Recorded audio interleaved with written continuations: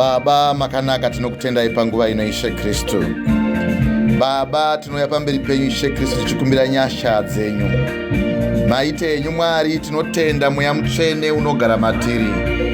Ishe maita nesimba renyu dzvene Baba ramaita Ishe Kristu kuti uye pamberi penyu. Baba tinotenda upenyu, tinotenda Mweya Mutsvene. Tinotenda Ishe Kristu Baba Mweya Mutsvene unogara matiri. Maite enyu Mwari Baba masikati anhasi. Tinoziva tiri vana vamakada, tiri vana vamakarangarira Baba, tiri muzvivi. Mwari matigonera Ishe Kristu, tinouya pamberi pechigaro chemutsa tichikumbira nyasha. Maite enyu Ishe Kristu Baba tinokutendai. Tinouya pamberi penyu Ishe Kristu tichikumbira nyasha dzekumusoro kudenga. Tinokumbira Ishe Kristu simba renyu dzvene Baba maite enyu panguva ino.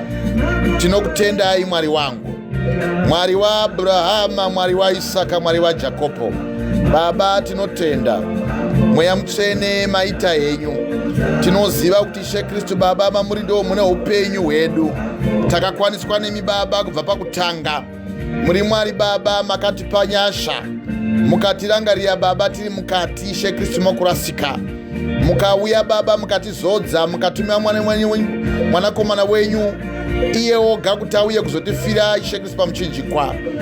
Baba mamuri Ishe Kristu Baba ndo mune upenyu. Maita enyu Mwari Baba tinotenda. Mwari ndinouya pachigaro chemutsa ndichizvininipisa. Ndinotenda simba renyu Baba ramakaisa mukati meupenyu hwangu. Ndigotenda Ishe Kristu Baba ropafadzo yamakandizodza nayo. Nekuti Mwari ndinoziva kuti Baba mandiri ini Ishe Kristu Baba handina simba. Simba rinobva kumusoro kwamuri Baba nekuti Baba makatendeka. Mweya wa Abrahama Ishe Kristu ndo wandinokumbira panguva ino. Wamakamuzodza nawo Ishe Kristu kuti Baba agova Baba mudyi wenhaka. Mukamuropafadza Baba, iye ndo watinotendawo kuti Baba ndo Baba vedu. Baba maita yenyu, Mwari wa Abrahama, Mwari wa Isaka, Mwari wa Jakobo. Mweya Mutsvene tinokumbira muuye kwatiri. Tibetserei Baba patinopupura vhangeri. Baba tibetserei Ishe Kristu. Tisapupura vhangeri renyu Baba Ishe Kristu Baba nekurasika. Tinokumbira nyasha dzekumusoro kudenga. Mwari wa masimba ndinouya pachigaro chemutsa. Ndinotenda Baba Ishe Kristu. Hama dzangu Baba dzamakandipa Baba dzerwendo rwebasa raMwari. Baba ndinokutendai Mwari wa Abrahama, Mwari wa Isaka, Mwari wa Jakobo. Baba ndinotenda kunyange mudzimai wamakandipa. Ndinokumbira nyasha dzekumusoro kudenga. Ndinokumbira simba renyu reMweya Mutsvene Baba. Paanoresa, paanotadza Baba uyai neMweya Mutsvene. Uyai Baba mumununure. Ndinonamatira vana vangu Baba vamakandipa, vana veropa. Ndinokumbira Ishe Kristu nyasha dzenyu. Nyasha dzesimba reJehovha Kristu mambo wenyu dzinobva kumusoro kudenga ndo dzandinokumbira. Mwari wa Abrahama, Mwari wa Isaka, Mwari wa Jakobo. Ndinokumbira Baba ropafadza pamusoro Baba Ishe Kristu. Baba kwa Brian, pamusoro pa Samantha, pemapatya makandipa. Shona Shalin, Samuel muranda wa Mwari wamakandipa, na Suru Gotwe. Ndikuona mata Ishe Kristu mwanakomana wangu wamakandipa. Baba tafadzwa. Ndinomisa mukati memaoko enyu tafadzwa vande. Ndinokumbira nyasha dzekumusoro kudenga. Ndinokumbira zodzo Baba inobva kudenga. Baba mumuropafadze Baba. Chido chake chaina icho kubata basa ra Mwari. Baba itai kuti Baba azviwe zvinozadziswa. Baba ndinokutendai panguva ino. Ndinouya nenyasha dzenyu pamusoro pevana venyu. Varangarirei, vaitirei zvakanaka. Baba patinopupura vhangeri ngarive rinoshandura. Ndinonamatira Baba rudzi kwandazvarwa mariri Baba. Rangarirai mhuri yangu Baba, rangarirai dzinza rangu, rangarirai rudzi rwangu, rangarirai hama Ishe Kristu Baba dzekumusha kwomudzimai wangu, rangarirai hama dzose Baba dzinobata kana kwazvarwa baba, kwazvarwa amai. Rangarirai vose vanopupura kubata kwaJesu. Rangarirai Baba masangano ese. Rangarirai vose Baba. Ndinonamatira upenyu hwedenga. Rangarirai simba renyu Baba ramakaisa patiri. Tinokumbira Baba nekuti Baba tiri warwehondo rwenyika Baba. Hey pride inai shedidai se bread edidai. Tai pride leishe pridiko last ed bread inai. Nei pridikai. Baba ndinonamatira upenyu. Ndinokumbira ropafadzo yedenga. Ndinokumbira chiedza cheMweya Mutsvene. Taurai nesu Baba. Musadisiya tiri toga Baba. Tinouya pachigaro chenyu Baba tichikumbira nyasha. Rangarirai mhuri yekwagumbochuma. Rangarirai mhuri Baba yekwavande. Rangarirai Baba mhuri yekwawanda.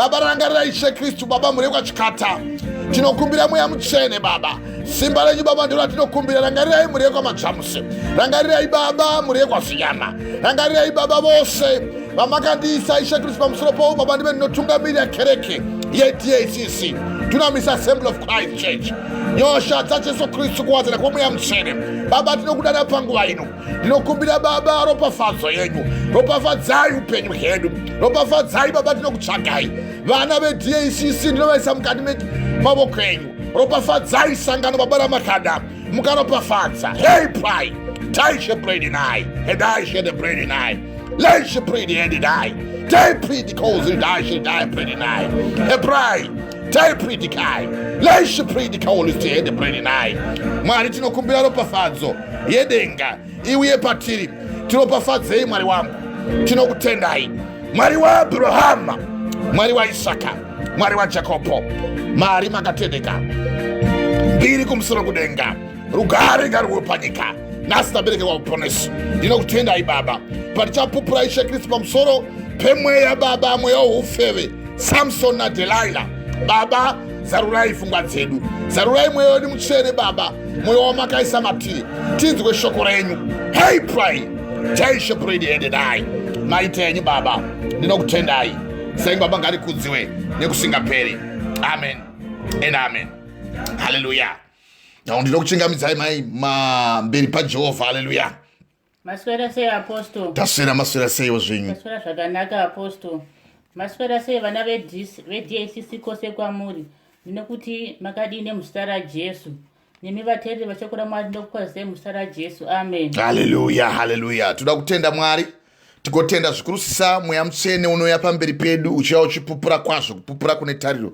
kuti irege kuzungunuswa nhasi toda kutenda Mwari nekuda kuti vatipa mukana wakanaka kwazvo toda kuti bate ndimai toda kutenda vanhu vaMwari tatava nemazuva tisina kuuya pamberi paMwari tichipupura kunaka kwaMwari but toda kutenda Mwari nemukana unovatipa nekuti ivo Jesu Kristu ndo vanotiropafadza nemikana yakanaka kudai ndigotenda zvakare vose vakagamuchira Jesu Kristu muponesi wavo avo vanonzwa shoko raMwari rinovabvisa nguva nenguva kubva muzvivi richivaisa muchiedza ndigotendavo zvakare Mweya Mutsvene waMwari unouya uchivhendenyura zvakaipa zviri mukati mevana vevanhu ivo vanhu vakasikwa naMwari kuti vabve kusina vauye muchiedza ndigotendawo zvakare iro simba ravanotipawo isu varanda vavo isusu tichipupura vhangeri kuti dai vese vanorinzwa vagona kugamuchira chiedza cheMweya Mutsvene Mwari wamene agone kuvashandudza uye Mwari wamene agone kutaura navo nekuti hatina simba vane simba ndo Mwari uye simba ivo ndo vakatipa kuti tipupurei vhangeri kuvarombo so ndoda kutenda zvakanyanyisa ndigotendawo zvikurusisa vose vakagamuchira Jesu Kristu muponesi wavo avo vari kupupurawo vhangeri vachiita kuti vazhinji vasati vaziva Mwari vadzoke kubva kuzvivi vachipinda muchiedza chedenga haleluya haleluya so ndoda kutenda Mweya Mutsvene maita enyu Mwari ndinokutendai ivo Mwari vamene nokuti bhaibheri kana chiparidzwa kwatiri kana shoko raMwari chiparidzwa kwatiri rinouya kuuya kuzotishandura uye kuuya kuzobvisa mweya wakaipa tichiswa Mweya Mutsvene tikaverenga tsamba yedu kuna 1 vaTesalonika wekutanga chapter 4 kubva vhesi ya 7 ino ndinokuti Mwari haana kutidanira kusina asi utsvene naizvozvo anoramba izvozvo haarambiri munhu asi Mwari anokupai mweya wake iwo Mweya Mutsvene why can't you say amen amen so toda kutenda Mwari zvikurusisa nevhangeri rakanaka kudai tichitenda iro simba ravo rinotigonesa kuti tirambe takamira tichipupura kwazvo kupupura kune tariro yedu kuti irege kuzungunuswa nekuti iye wamene wakapikira wakatendeka bhuku yangu yotaura kuna vaHebrew ndinoida strike ndima iyoyo kuna vaHebrew chapter 10 kubva pavhesi ya 19 pamusoro peshoko raMwari ratakapuwa isi kuti ive tinogara mariri ndinokuchingamidzai zvikurusisa vatezvera vangu Dr. Ngara ndinokuchingamidzai pamberi paMwari nemuzita raJesu Kristu mambo wedu haleluya tikaenda kuna vaHebrew chapter 10 kubva pavhesi ya 19 ndinoida strike ndima iyoyo ndakaisveta ndikaimwa tinoda kupupura nhasi pamusoro pemweya wehufeve Samson naDherira muchawa ndima yemashoko achatiisa kuna Mwari ndigotenda kuti Mwari vamene vachatiita zvakanaka tikaverenga ndima iyo ndinongoikota zvangu ndima iyoyo kuna vaHebrew chapter 10 kubva pavhesi ya 19 kusvika pavhesi ya 24 nhasi tiri kuda kutaura pamusoro pemweya wehufeve uye pamusoro paSamson naDherira tichitaura pamusoro pemweya yenyika nemweya yemadzinza kuti tinofanira kukumbira Mwari vatirumure, nekuti Mwari vanotaura kuti ivo miri yenyu iyi haisi miri yenyu, nekuti miri yenyu iyi temberi yaMwari. Temberi yaMwari itsvene. Kana munhu akatadzira temberi yaMwari, Mwari vachamutadzira iwo, nekuti temberi yaMwari itsvene, ndimi iyo. 1 Corinthians chapter 3 kubva pavhesi ya16 kusvika pavhesi ya17. Haleluya, haleluya. So ndoda kutenda Mwari vamene, nekuti vhangeri kana tichiuya kwatiri rinouya kuzotivandudza, richiuya kuzosanangura mweya mutsvene matiri kuti iye wamene ataure nesu. VaHebrew chapter 10 kubva pavhesi ya19 mukaverenga tsamba iyoyo ndichangoidoba zvangu nekuda kuti ndakaisveta ndikaimwa. Musoro weshoko unotaura iyo kuti kuswedera nemwoyo wechokwadi. Nawo mukaverenga kubva pavhesi ya19 inoti naizvozvo hama dzangu, zvatisingatsungi kupinda panzvimbo tsvene neropa raJesu nenzira itsva mhenyu yaakativimbira iye nokupinda kwake pachitsidziro chetemberi ndiyo nyama yake, uye zvatine muprista mukuru paimba yaMwari. Ngatiswederei nomwoyo wezvokwadi nokutenda kwakasimba, mwoyo yedu yasasiwa kuti inatswe paana yakaipa. Chinosasiwa moyo kwete humba kana gosi. Nawo ngatiswederei nokusemba kwakasimba, mwoyo yedu yasasiwa paana yakaipa, nemiviri yedu yashambidzwa nemvura yakanaka. Tobhabhatidzwa muzita raBaba, muzita reMwanakomana nemuzita reMweya Mutsvene, tichiziva kuti tagamuchira iro simba rake, tagamuchira shoko, taakuchipinda nebaptism, that baptism of water. Tagamuchirawo shoko ravo ratinoziva kuti bhabhatidzo kunowanikwa kuna Luka chapter 12 kubva pavhesi ya49. Tsamba yaMwari inotaura kuti ndakauya kuzokanda moto pano panyika, zvino ndinodai watobatidzwa hawo, asi ndinorubhabhatidzwa kwandinobhabhatidza nago ndinomanikidzwa sei kusvika zvichiitika? Munofunga kuti ndakauya kuzopa here rugaro pano panyika? Ndoti kwamuri kwete, asi kuzopesarisa. Kubva zvino vashanu veimba imwe chete vachapesana, 3 pavaviri nevaviri pavatatu, baba mwanakomana, mwanakomana baba, mai mwanasikana, mwanasikana mai, vamwene muroora vamwene. Ndo vhangeri. Vamwe vakarigamuchira, vamwe vagoni kurigamuchira, vamwe vakarida, vamwe vanogona kutoriramba, vamwe vanogona kutovenga, kuti koshoko iri nemhaka iri richiparidziwa richitaura pamusoro pezvivi, nokuti zvivi zvauya pakati pedu. Bhuku yangu yasanangura kuti mutemo wakauya kuti kudarika kuwande, asi zvivi pazvakawanda nyasha dzakawanda nekudarikidza. VaRoma chapter 5 kubva pavhesi ya20. Why can't you say amen? Amen. Toda kutenda Mwari zvikurusisa. Tikaenda pandima iyoyo yandaida kukota zvangu ndikopesa, iri kuna vaRoma uko, iri kuna vaHebrew chapter 10 yandanda kukota, ndakota kubva pavhesi ya19 kusvika pavhesi ya22, kuti tigozova tinounzwa mumvura yedu tashambidzwa nemvura yakanaka, tigochengeta kwazvo kupupura kune tariro yedu kuti irege kuzungunuswa, nekuti iye akapikira akatendeka. Ngatirayiranei timutsane mwoyo kuti tive nerudo namabasa akanaka, tisarega kuungana kwedu sezvinoita vamwe vedu, sezvatinoona kuti zuva raswedera. Zhira nyore yekudzima moto kungoparadzanisa huni, kusvikara ngatoti kufuzha huni pasina kudira mvura kana mavhu. Kana ndida kungoona kuti vanhu vangorega havo kumira pana Mwari, vangoheduka. Bhaibheri riripo, vakada mwana Mwari varipo vanofanira kupupura shoko raMwari, vangoheduka zvavo, kungorega kungoungana tichipupurirana shokwadi yaMwari yekutisa kudenga, nekuti tadzi tiswedere kwazvo nemwoyo wezvokwadi, mwoyo yedu isasiwe paana yakaipa. Now tigochengeta kwazvo kupupura kune tariro yedu kuti irege kuzungunuswa, nekuti iye wamene Jesu Kristu wakapikira wakatendeka. Haleluya, haleluya. Amen. Toda kuti tiinde kundima yedu yekuna Vatongi chapter 16 kubva pavhesi ya1. Tibate ndima yenu kuchimbidzika. Takataura pamusoro pemweya wehufeve, tikataura kuti iyi mweya inobva munyika uye imwe imweya yemadzinza. Saka tinofanira kukumbira Mwari kwazvo kuti Mwari vatiwandire nyasha, nekuti iyi mweya yabata ndudzi nendudzi nevanhu vakawandisa zvikurusisa vava kutadza kumira pachokwadi yaMwari uye vava kutadza kumira vachipupura vhangeri rekudenga. Haleluya. So toda kuti Mwari vatigonese, Mwari vatikundise, Mwari wamene aramba achifamba nesu uye Mwari wamene aramba achitita zvakanaka. Ndoda kuti mhai muverenge mashoko iwawo akanaka kwazvo kubva kuna muparidzi, asi kuna Vatongi chapter 16 kubva pavhesi ya1. Vatongi ndo judges. Haleluya, haleluya. Fambai zvenyu mhai muverenge musoro weshoko tingonzwa, nekuti kuda kutaura pamusoro pemweya wehufeve. Takaparidza mazuva mashoma apfuura pamusoro pemweya wehufeve. Now pamusoro pemukadzi ainzi iye Potifa, mweya waPotifa, mukadzi waPotifa, mukanzwa mashoko ake akaita ekunyengera. Saka Mwari ngavatibetsere vatiitire vatsvene kwazvo. Batai zvenyu ndima vhesi iyo mhai zvakatsetseka distinctly. Haleluya. Verengai zvenyu.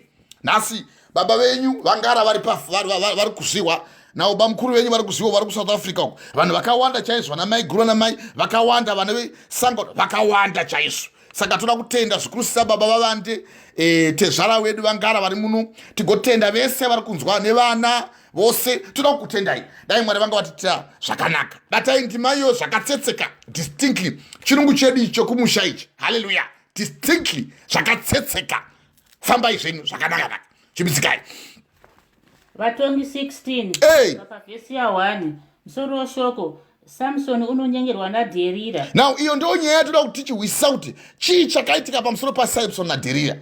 Nokuti vamwe munongowa ichingori nyaya yepamusoro sevaya vanobata vaya hove. Kana ukabata hove ukangoita basa rokungobata hove kwedu tinotira anonzi maduvu roikwa duvo riya. Kana ukangokanda duvo haugoni kuredza. Nokuti uko unongoita zvako zvokungoita fanika hazvitotendegwi pamutemo. Uri kuita zvako zvokungokanda. Nawo ziduvo rokuti hove dzipinde waisa masadza wogadzira kuti dzipinde mukati wotora woti ndaredza uko hakusi kuredza uko kuita kukukura uko ichoda kuti kuredzei mweya yenyu ive inobudiswa mukati mezvakaipa nekuti kangokubvutai musina kuhwisisa shoko raMwari rakanaka iri kana tisina kuredza iri shoko raMwari zviro kwazvo hapana zvataita toda kuti kuredzei kuti shoko raMwari ripinde mamuri muri gamuchire haleluya famba chinhu zvakanaka toda kuti tiredze mweya yevana vevanhu ichiinda kuna Mwari nokuti atatobata kuna vaTesalonika vokutanga chapter 4 baba verse ya 7 kuti Mwari havana kudanira kusvina asi muchiedza uye anorambira izvo zvaarambiri munhu asi kuti anorambira Mwari iye mweya mutsvene nokuti iye mutsvene chifambai zvenyu mai zvakatsetseka distinctly and pavhesi ya1 zvino Samson wakaenda Gaza verengesai zvenyu pavhesi 1 zvino Samson wakaenda Gaza akaonapo mukadzi waiva chifeve akapinda kwaari. Iyo ndo nyaya tiri kuparidza nhasi iyo mweya weufeve. Nhasi nyaya yaSamson naDherira. Saka musavarashika. Nokuti shoko iri toda kuti ribatike kwamuri uye mugone kurigamuchira. Uye uve unodzidza patopedza kuparidza nhasi kuti shoko riya raparidziwa ndarihwisisa. Ndichataura zvinyoronyoro zvakatsetseka zvokuti tose tiribate. Fambai zvenyu. Zvino Samson wakaenda Gaza. Akanoona mukadzi waiva chifeve akapinda kwaari kureva kuti wakapinda akavata naye. Rega nditoita zvokutokurura chaizvo bhachi kuno kunotonhora asi rega nditoita kupura bhachi tinyatsoikaka. Ndoda kuti pauriwo unyatsotaurira munhu kuti iyo yataugwa wainzwa hereyo nokuti Samson anzi iye wakabva kune nyika yakanga achigara kuGaza ndo Gaza Strip maPalestines. Now ndoko akanga achitoenda kune maPalestines iye anga ari muIsraelite akaenda kundotsvaga vakadzi vasiri verudzi rwake. Now pane vazhinji chaizvo kuti watopuwa ropafadzo yekuroora mukadzi chai iye anozopanduka pane kuti amire pamukadzi wake otsvaga vamwe vakadzi vekuzhe. Samson wanga ari muIsraelite asi achiinda to the Gaza Strip kwamunhu wakune dambudziko rehondo yasunga nyika yose pasi muMiddle East wakanga achiinda kuvakadzi vasiri verudzi rwake.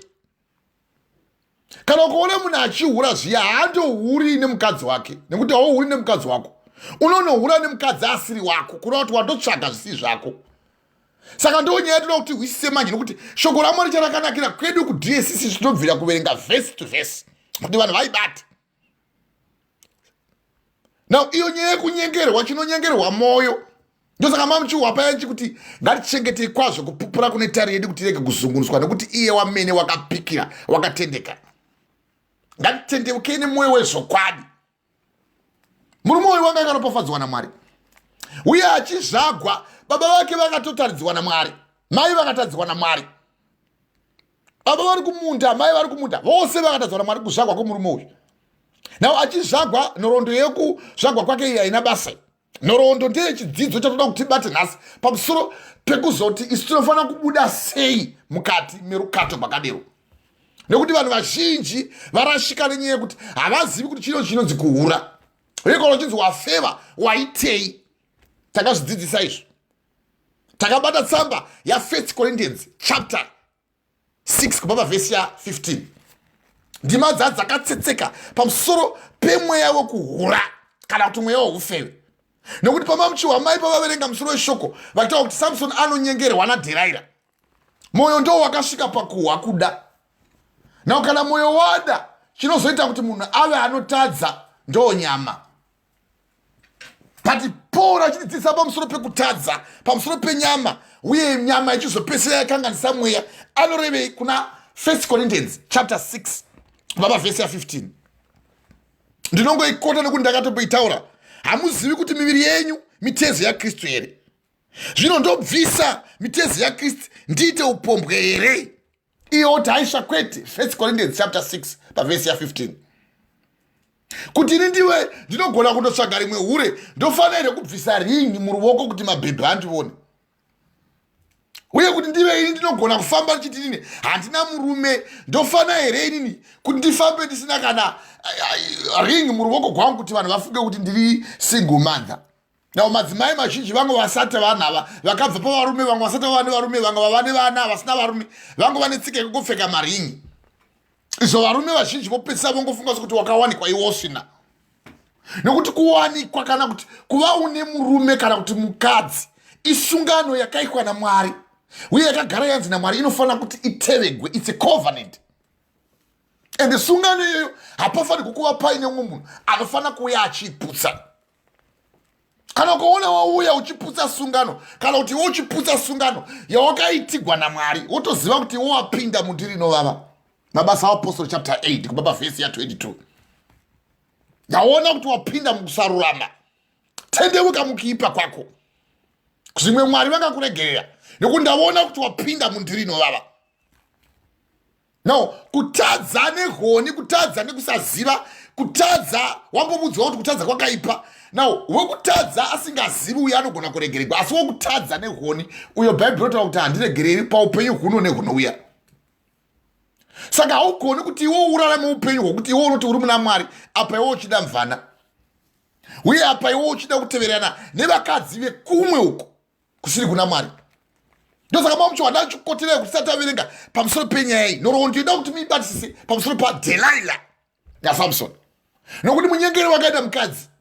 Ndinoti wandechokuti varume iko nevakangoona mukadzi wakangotsukira, nawo agova nemamwe mazifiga, iwo mamwe mazigaraya akuita aya kufurudziwa nemapirisi maapetito ekuti anoita figa yose, asi paakanga ari kumusha hwahurumuxirisa mwanga ari muxirisani chaiwo chaiwo wanga akavonda achitova slender zvake. Izvi handisori vakawonda izvo, uye handisori vakafuta, asi ndiri kureva kuti munhu anozvichinja miri wake womuita miri usiri wake, kutotsvaga kuita mano chaiye kuti ndofanira kuwana miri wakadai kuti ndiwane kuhura kwakanaka.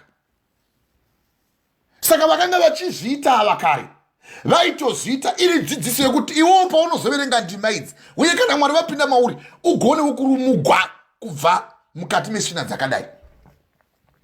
Ukawa Mwari vachiti kuna vaKorinte vekutanga chapter 15 verse ya 19, no, pamusoro pevana vevanhu vanoita tarisiro panguva ino, kana tiine tarisiro muupenyu huno bedzi tinohwisa urombo kudarika vanhu vose. Kana ukaona uchifungiza kuti mari yaunowana, uye kana wawana zvimari zvawawana, mari iyo inofanira kuti unakigwa wotoudzwa nevamwe kuti fara iwe kufa kuchauya. Unoziva sei kuti kudeka kwacho uchatopinda kubhawa kana uchandowana nyama yekugocha kana kuti uchawana mahure? Fara iwe. Na kufara hakurambidzwi uko. Asi ukawa murume anonziye Hosea chapter 9 aitaura pamusoro pekufarisa, kuti musafarisa vana veIsraeri, vana vaMwari, kufarisa semafarisiro evana venyika, uye muchifarira upenyu hweufeve. Tizai, Mwari vanotsamwa vagoya vachikurovai neshamu inobva kumusoro kudenga, kwete yemunhu. Saka zviri chikudzidzisai tisati averenga ndima iyi, toda kuti mweya wako iwewe uwe unoswedera kwazvo nemweya wezvokwadi, wotenda kwakakwana. vaHebrew chapter 10 verse ya 19. Kutenda kwako kubva kwakwana manje, mwoyo wako wosasikwa pahana yakaipa kuti chihure ina handichadi. Ugoziva kuti kana chihure chichinzi chakaipa, vamwe vakambochiita kumashure uku chii chavakawana mazviri, uye mugove wacho ndeupi. Bhuku yamudotsanangura kuti kana kuchiva kwawanda kunobereka zvivi, uye kana zvivi zvawanda zvobereka kufa. Saka vose vaiva munoona vanochiva vaya hazvingopereri mukuchiva chete, pane paanokwadama chete, pane paanokotama chete. Kwedu kutyara ngatoti unogombekwa chete, uchakotama ndiwe. vazhinji vaya vanoita zvechihure vaya vanoita zvokufambira dzimba chaiko kutobva mupamake kundotsvaga hure. Musoro shoko wamahongo ochiveika kuna vatongi chapter 16. Samson anonyengerwa naDherira. Now achitobva kumba kwake chaiko muIsraeri wakatoenda kunotsvaga hure. Nokuti chapter 1 pavhesi ya 1 mahawkinzi zvino Samson wakaenda Gaza akawanapo mukadzi waiva chifeve akapinda maari. Munobuda vazhinji so kutobuda mupamakoso kundotsvaga kuti ndingawana kupi hure, kutoronga gwendo kwekundohura. Haleluya, haleluya, haleluya, haleluya, amen. Gwendo chaiko kutondohura, kutora kundohura. Bhaibheri riripo so watoparidzirwa vhangeri rekuti iwe utendeuke ubve muzvivi. Uchiwa vamwe vanhu vaMwari ava vakanga vari muna Mwari. Now chivi cheufeve hachinei nekuti wakamboda mwana Mwari uye uri muna Mwari. Ndakakuverengerai tsamba yemurume anonzi Dhavhidha. Dhavhidha wakanga ari murume wakanga achidiwa naMwari kwazvo. Kuna 2 Samuel chapter 11 baba vhesi ya 1. Ari munhu wakanga aripofadzwa naMwari, hakuna hondo yakarwa akasakunda. Saka kufeva kunotobata vanhu vazhinji sisa vanotoziva Mwari uye vari muna Mwari. Saka usasundira vhangeri kuti nderevava vasingazivi Mwari. Newe unoti unoziva Mwari iwe. Uye ndimi vavoko, ndimi shasha dzekuhura imi. Ndimi vakuru chaivo vamwe vokuti tichitokupadzira kudai kuti hai wavo ivo vanoreva izvozvo ko vanoti zvingarega kudliwa here izvo zvakai zvidliwe. Vangati tikarega kusevesa musavi kwakai vanhu ngavasevese musavi. Ukavenga kuna Genesis chapter 3 uko pavhesi ya 6 nyoka ichidzi pavhesi ya 1 ndio yakanga yapuwa mano ekunyengera, mano akaipa kudarika mhuka dzose dzakasikwa naMwari. Kauya kati kumukadzi ndizvo here kuti Mwari vakati musadya muti womuti wopakati womuti weEdeni. Mukadzi akati takaitisabata zvachose kana katabata kufa. Nyoka ikati munorevekwa nemaini. Iye anoziva kuti kana madya muchafanana naye muchava nemuchenjeri. Nekuti anohura yese anotoona kuti kana asati apinda mukadzi waada kana murume waada kuhwina kuti amukotamise pasi anoona sekuti waruza chaizvo. Nekuti uyu Samson achiuya wanga aine manhu, wanga aine zvinhu zvaanga ainazvo zvazviri pari. He was a Nazareth, wanga asina kumbogekwa musoro.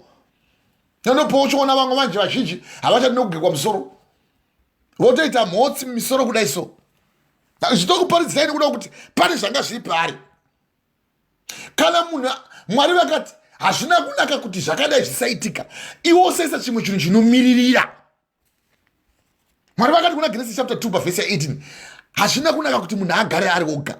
Vakamutsvagira mufaniri, mubati mufaniri wakamukwanira, mubatsiri wakamufanira. Iyo ndipo pamunoona vamwe voita ngochani, vamwe vozoita vakadzi vaviri. Zvose izvo zvomuchizviita monoona sekuti makangwara, mune umhizha uye makachenjera kwazvo. Uye iwe uchitsvaga mukadzi wako kutanga musati mawanana. Murume anonzi Job chapter 31 verse ya 1. Ko ndingakutarisa sei kumukadzi, ndochiva sei kumukadzi indakasvitsakira musikana wangu. Ndo zvaanobvunza Job chapter 31 verse ya 1. Ndingakutarisa sei kumukadzi wokumwe kurutivi, umwe musikana indakaita sungano yandakaita nemukadzi wangu. Pavhesi ya 9, kana moyo wangu uchingovandira mukadzi wopamwe parutivi, kana moyo wangu uchingovandira umwe wandaigara naye, kureva kuti next door, kana kuti watsvaga girlfriend, kana kuti watsvaga hure, kana kuti inobata wokuva rukadzi wada kunotsvaga umwe murume anofanira kukufadza. Pavhesi ya 10, vamwewo ngavauye vakwirevo pamusoro pake, vamwe ngavauye vakotamire pamusoro pake, kureva kuti kana ndichinge ndahura mukadzi wangu ngaahurewo titi for tati. Zvose izvozvo vanhu vaMwari vakararama naMwari vachida kukudzidzisai kuti chihure chakaipa. Hakuna munhu angafara kana mukadzi wake kana murume wake akatogwa zviya akanzi mukadzi wangu uyu ndamuwana aine mumwe murume. Zvakangofanana nekuti tavawana vachidlavo sadza patafura, vachidlavo kana lanchi, kana kuti vachidla zvavo kana kuti mabhiso. Izvi hazvidero izvo. Nekuti sungano yakaikwa iwe nemukadzi wako it's spiritual, ndezvemweya. Saka ugoni kutendera kuti mukadzi wako iwatogwe nomwe murume kana kuti murume wako iwatogwe nomwe mukadzi. tarisai zviyangwe kuti itoregwe mwana ine mwana mubako mugoya motora mwana wengwe inokubvarura. Ndo zvakaitawo kana iwo uchiona zviya vakadzi vachigwa pamasocial media kuti watorere chii murume wangu woti wavangondikwa varume mukoro uno vachagwisigwa vanongogona kugwigwa seiko iye mukadzi akaita sungano nemurume wake orega kuchengeta sungano yake, sungano yakaitwa naMwari kwete neteve kwete nen'anga. Ndorega kuchengeta sungano yandakapuwa naMwari. Yandorega mukadzi wangu achinda kana kuti murume wangu achinda nekuda kuti paita vamwe vanongoya vana bvutai. Yasekuru vangu vakafa kwazvo, mai vabereka mai vedu vanonzi vanhama inesu vachiti chawakapuwa naMwari hakuna bvutai anouya achibvuta. Izvo zvidzivei nekuti kana Mwari vachikubatanidzaimi kuti mava nyama imwe chete, kana Mwari vabatanidza kuti ava vaviri vachava nyama imwe chete, pasava nomwe munhu anogona kuuya achibvisa vaEfeso chapter 5 kubva pavhesi ya 31. Iwo uya uchida kubvuta wo wako vanga vachigwirana mukadzi. Ndorega kuzogwirana mukadzi wangu neumwe murume atora mukadzi wangu kuti ndopenga here ndamwadhibha. Motoona fanike zvinhu zvisina basa rose. Munhu iye anofanira kutoonekwa semunhu asingafungi uye semunhu asinei kana nechekuita noupenyu. Ini muchiwa kuti kune sungano yakaitwa naMwari pakati pedu. Ndakuparidzirai kuna vaHebrew chapter 12 kubva pavhesi ya 16. Vangu mwenye munoitiwa mapenzi so muchatsvaga vhangeri nechiure chamuri chimugoro chaiwa. VaHebrew chapter 12 pavhesi ya 16. Kurege kuvako mhombwe kana asina hanya naMwari saIsau wakatengesa udangwe hwake nekuda kudya kamwe chete. Mukadzika ndima pavhesi ya 17 kuti nokuti munoziva henyu kuti achizoda hake pashure kugara nhaka yekuropafadzwa naMwari akarambwa nokuti haana kuwana nguva yekutendeuka kunyange akaitsvaga sei zvikuru nemisodzi. Vanohura vazhinji ava vanozopepuka bako ravanayiwa. Kudaiwo dzi wabahwa nerukawo une mukadzi womunhu, kudaiwo wapana wava magwere. Vamwe voti munoparidzire chizve edzi kutukwa kuya. And it's a case. Isu takada mwana Mwari tinotonamata vanhu vanogwara vachisunungurwa naMwari. Saka isi ichi yokuti kwa stigmatization ndezvenyu izvi ndi Satani uda kuunza mashoko kuti vanhu vasava vhangeri kana vava vhangeri vachatendeuka. Kwe musataura nezvayo stigmatization achiziva kuti kana vanhu vakapupura nezvayo vachanamata nezvayo kuti edzi haina simba mukati memiviri wemunhu waMwari kana mwana waMwari. 1 Corinthians chapter 3 kubva pavhesi ya 16. Kuhamudzivi here kuti miviri yenyu iyi itemberi yaMwari. Kana munhu akatadzira temberi yaMwari naMwari vachamutadzira iye. Toda unoona paya ukahura paya kungodayo edzi yakubata, kudayo wava neSTD, kudayo wabahwa nerukawo dumbu razvimba. Sikarudzi yako yemurume manje waakufamba wakuita fanike munhu wakapfeka chigubhu chemvura yaya chi5 lita chiya. Mototi vanhu chitigadzira skate waita fanike kuno kuBritain kwatine maScottish vanofamba vakapfeka maskate nekuda kwekuti culture yavo. Hino kana waonekwa uchipfeka skate zvokwadi murudzi gwedu gokumusha uri murume yatova tabuka uyu watotuka rudziwe watoshandura kana kusikwa kwako naMwari ndozvotoita kuti wakuda kuzvitiwo uriwo mukadzi anodawo kuti vamwe varume vauye vachikuisa kumuhacha uko vachipfekera sikirudzi dzavo kumuhacha uko kumanyowa uko ngochani dzamunohwa Mwari vachitaura kuti 1 Corinthians chapter 6 kubva pavhesi ya 9. Kuhamudzivi here kuti wasakarurama hagoni kunaka kugara nhaka yekudenga. Musanyengerwa mbavha mhondi makororo. Now ngochani vanorara nevamwe varume vanosimbonwa doro afara pamuchato kana pabirthday wondohura wamwa waisaveve musoro mako kuti vamwe kana muchitohura so munenge muchidira kuwana chiviri chokuti kana ndikasvika ndofanira kusvika ndakatosogwa pandongosvika pari so ndofanira kusvika ndakatungwa kana ndikasvika dzisina kutungwa so hazvinditiri zvakanaka ngendichinyaranyara so wotondokwezva svina kuti upinde mukati mehure. Nyaya yatakuda kuti tichiverenga manje kuna Vatongi chapter 16 pavhesi ya 1. Samson naDherira, kunyengerwa kwaSamson naDherira. Wotonyengerwa so wondosuta uko nevanosibhonwa doro nevakapata unopata so kusvika kupata kwokupedzisira uchihura uri mai varumba, uri baba varumba, uchinzi boys baba rachena ndebvu kudero nezimbuya rimwe ravane vazukuru rakuti expecta vazukuru unenge uchingohura sedununu futi plus mamwe mazibaba nemazidhedhi futi anguri avora nekugwara. Now bhuku yangu isanangura kuna mabasa apostle chapter 17 pavhesi ya 30 Mwari wakaregere yake nguva yekusaziva asi anorayira vanhu vose pasi rose kuti vatendeuke. Why can you say amen? Amen. Izvi toda kuti titange takudzidzisa tisati takuverengera ndima yatoda kuti batei kuti paunoibata ndima iyi woga uchati chiure pu handichaiti. Tichaparidza pamusoro pemukadzi kuna Luka uko chapter 8 pavhesi ya 2. Now wakanga ari mukadzi waibata basa raMwari achibetsera vatevedzi vaJesu ainzi Mary Magdalena. Akabviswa mweya 7 pamagadhala yechihure akati pu kubva nhasi chihure handichabatini. Abviswa mweya 7 pamagadhala. Iwe toramba uchikuparidzira so woramba uchingoda mvana woramba uchingoda mahure wawaJobha achitaura kuti kana mwoyo wangu uchinge wawandira wanyengera mukadzi wopamwe parutivi wowandaigara naye. Job chapter 31 pavhesi ya 9. Kana mwoyo wangu uchinge wawandira mukadzi wopamwe parutivi wawandira wandaigara naye, vamwe vo ngavakwirevo, vamwe ngavakotamira pamusoro pake, kuti vamwe ngavauye vamukuzve chaizvo kudarikaiwo makuzvira unoita, nekuti unenge waona sekuti zvakanaka akakupusa sungano, nekuti sungano yaiswa naMwari hakuna munhu anofanira kuuya achibvisa sungano iyoyo. Kurege kuvako nemhombwe kana asina hanya naMwari saEsau wakatengesa utangwe hwake nekuda kudya kamwe chete. Dzava dziri bhinzi futi aona dzakatsvukira mundiwo. Zvamunoona vamwe vakadzi memaona mazikumba aya akatsvuka wotopera pawa, wotofunga sokuti zvakanaka kudliwa. Genesis chapter 3 pavhesi ya 6 mukadzi wakaona kuti 1 zvakanaka kudliwa, 2 zvofadza meso, 3 zvongwadza pfungwa. Uchizviona so unoona sokuti zvakanaka kudliwa.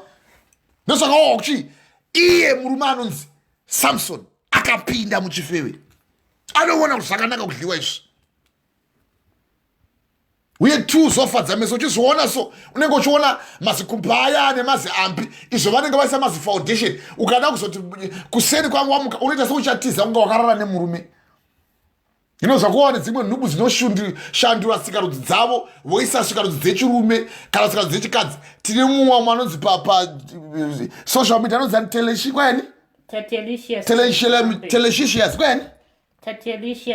Teleshicious ari murume kutochinja sikarudzi yake yechirume woisa sikarudzi yechikadzi.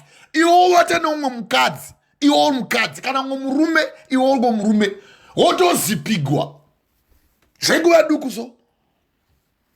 Nekuti kana chiri chihure so unongochita nguva duku chigemu, nekuti bhora kamuda kuona pa 90 minutes munongana so muchiti nhasi tichazipigwa nebhora iso. Bhora richanakisa uyauone ugodzokera mugotodanana. Kana anenge asina kubhadhara kana DSTV kunana South Africa ndio yangobata manje Africa yose. No, yose nekuZimbabwe, Kenya kose DSTV yavako nemabhora anotagwa nguva ino lockdown kudai.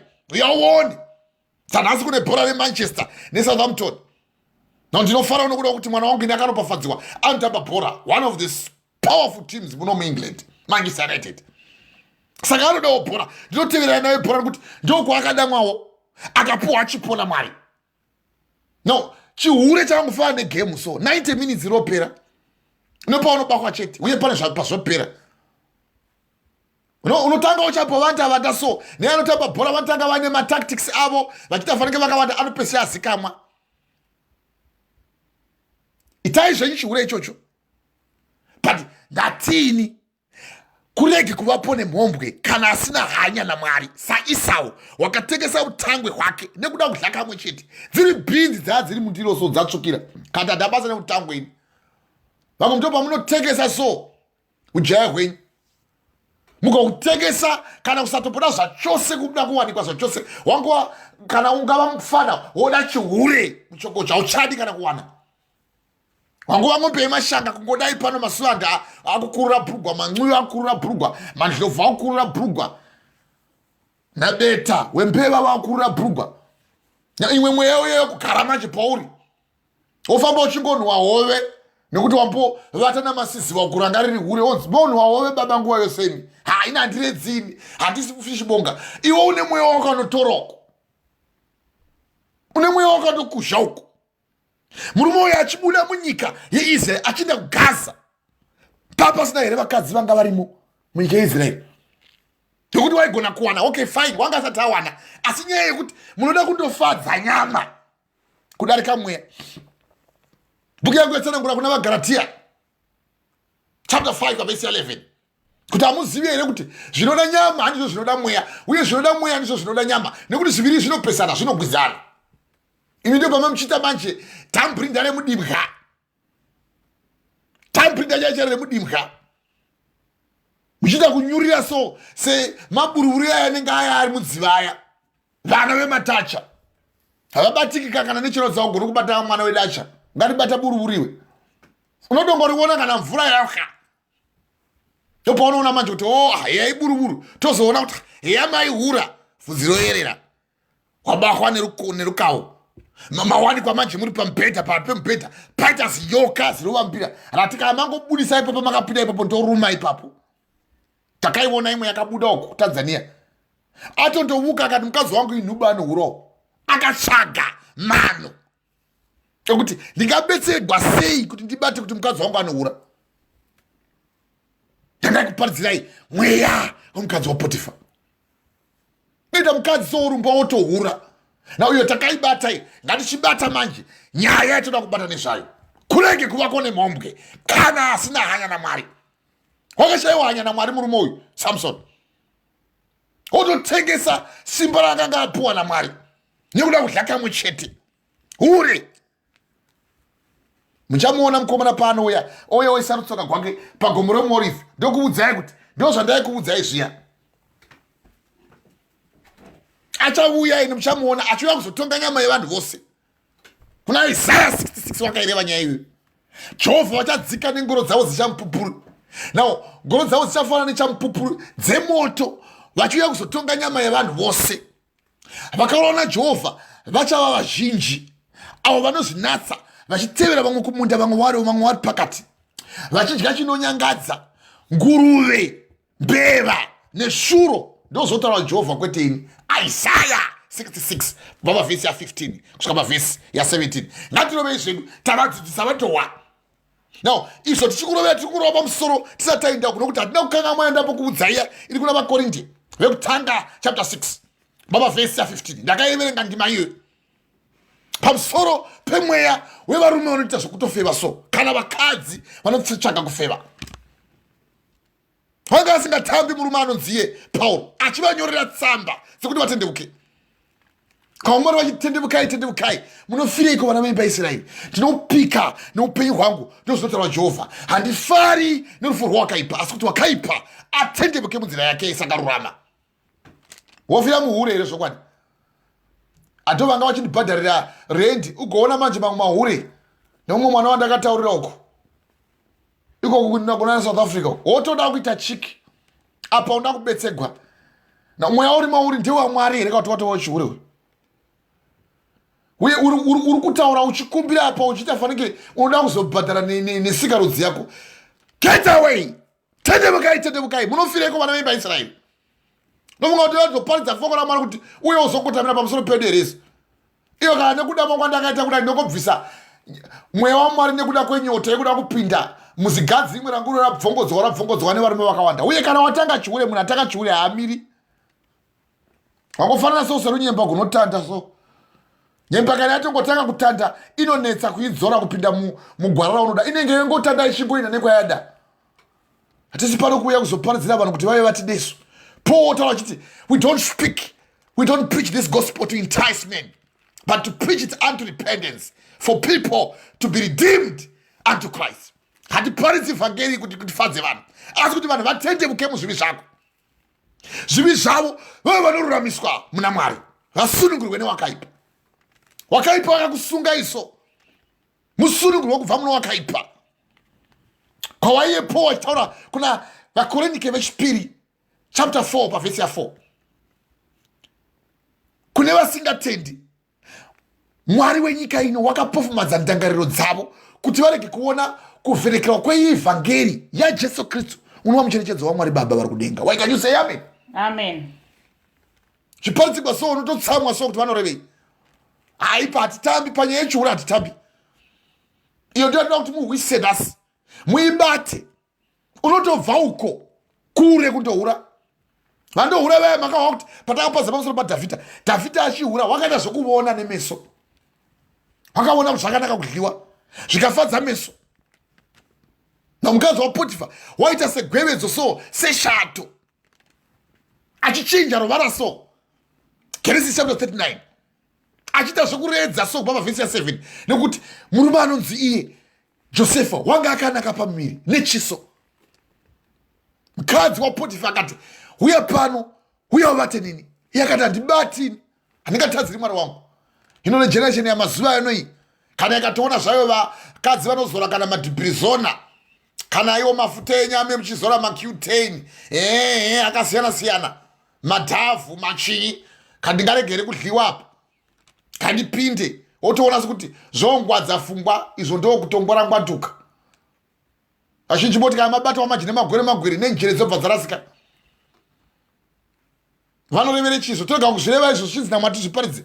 Ocho kuna Matthew chapter 28 pavhesi ya 20 vadzidzi sei kutevera zvose zvandakakurayirai. Tarirai ndinemi kusvika kumagumo. Toga kukuparidzira iwe kuti wadi iwe wanga uchiwa kuna Roma kuti ngati kuna vaHebrew ngatichengete kwazvo kupupura kune tariro yedu kuti rege kuzungunuswa nekuti wamene wakapikira wakatendeka. Ngatirayirani timutsane mwoyo. Ndo watiri kumutsana uno tive nerudo nemabasa akanaka. Hallelujah, hallelujah, hallelujah, hallelujah. Hallelujah. Amen. Zvose izvi tiri kukuparidzirai kuti mubve kusvina. Unoita upombwe so kungefanike zvinhu zvakatonaka kana zvinhu zvinonakidza kutovaraidza muviri wako iwe uchiparadza mweya wako. Kuparadza so mweya wako. Ukawapuwa achikuudzai kuti hamuzivi kuti miviri yenyu iyi mitezo yaKristu here. 1 Corinthians chapter 6 pavhesi ya 15. Zvino ndobvisa mutezo waKristu ndiite mutezo woupombwe here. Iyo taisho kwete. Akaikota kuna vaRoma chapter 6 pavhesi ya 1. Toramba tiri muzvivi here kuti nyasha dziwandi. Iyo taisho kwete. Hamuzivi kuti takafa muzvivisu. Takafa naye tikapambanidzwa naye. Sekufa kwakaita akamuka. Nesu tichamutswawo pakupambanidzwa kwake nekumuka kwake. Why can you say amen? Amen. Maita upenyu so hwokurarama muchihure semapenzi. Maikuona uchibuda so vantoziva kuti kune koindiwa. Watotanga izvozvi. Kuno kotoindiwa izvozvi. Havadzoki mukaona vabuda kudai. Mai vabuda kudai. Vatobuda kudai so vedu hatitozivi kuti vanodzoka nguvai. Uya uchirevera murume nhema so kunge kwawanga wainda nekumwe iwe wanga wainda kuGaza. Hallelujah, hallelujah, hallelujah, hallelujah. Wanga wainda kuGaza Strip kundobvisa nyota nenyaya yekuda kuhura. Wainda kuvakadzi vevamwe kuvarume vevamwe kuti kana vapinda mandiri zvimwe ndingawana kuchenjeri. Izvo ndopawopusa manje. Satani haregi munhu wake waashandisa achifara inhema dzako. Verengai muurungano gwemurume anonzi iye Lazarus mufumi naLazarus murombo. Lazarus mufumi wakanga aenda kudenga uko. Murombo ndofara kwazvo kuti wakaenda kuEdheni kana kuHedhesia. Lazarus mufumi nokuti murombo wakafa. Bhuku yangu sinanga kuti wakauya akatogwa nevatumwa. Vamwe wenyu nekuti miri yenyu itemberi yaMwari kana mafa kana nevaroya vauya vachikudlai. Why can't you say amen? Amen. Hallelujah, hallelujah, hallelujah. Munoya muchitogwa so miri yenyu sematorerwo akaitwa Elijah. Munoya muchitogwa miri yenyu sematorerwo akaitwa Moses. Munoya muchitogwa miri yenyu sematorerwo atiri kukusanangurira emurume anonzi Lazarus murombo wafa. Vatumwa vakauya vakamutora. Vaida kudenga uko. Lazarus mufumi ndo paanoti baba Abrahama nokuti watorwa. Bhuku yangu sanangura uchiti Lazarus murombo wafa wakatorwa navatumwa akaenda akanogara pachifuva chababa Abrahama. Hino vamwe venyu so makateya nerufu kudai so nekuti chinoda kufa chinovingira. Murume anonzi Samson kuti afe wakatoenda kuGaza kundotsvaga hure. Musafumba kuti edzi kana kuti runyoka kana kuti rukawo kunouya mumba mako mungagona kutora mahure apa mukadzi asipo momuisa mumba mohura but tinoziva kuti chinoda kufa chinovigira unotomukwezva kana ukamuunza kana mumba nechihure chabata ko hamusivi here kuti miviri yenyu iyi mitezo yaKristu zvinondobvisa mutezo waKristu ndiite mutezo wopombwe here iwo taisvekete pavhesi ya 16 hamuzivi kuti asanganiswa nemhombwe wava mumuviri umwe chete hamuzvizivi izvozvo wanga adi wamufiristiya uko wanga asisiri muisraelite kana watongoona wangobuda wasanganiswa nefambi newawafambi ko hamuzivi here kuti wasanganiswa nemhombwe wavamiri mumwe chete nekuti iye anoti ava vaviri vachava nyama imwe chete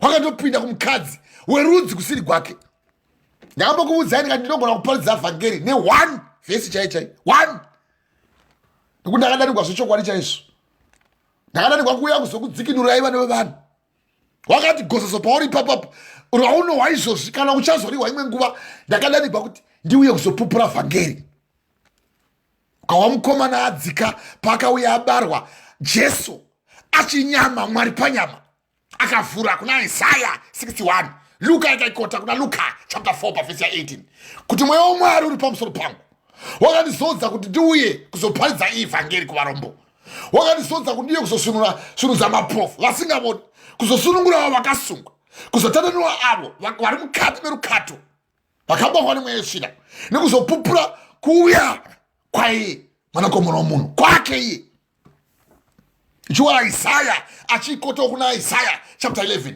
pavhesi ya 1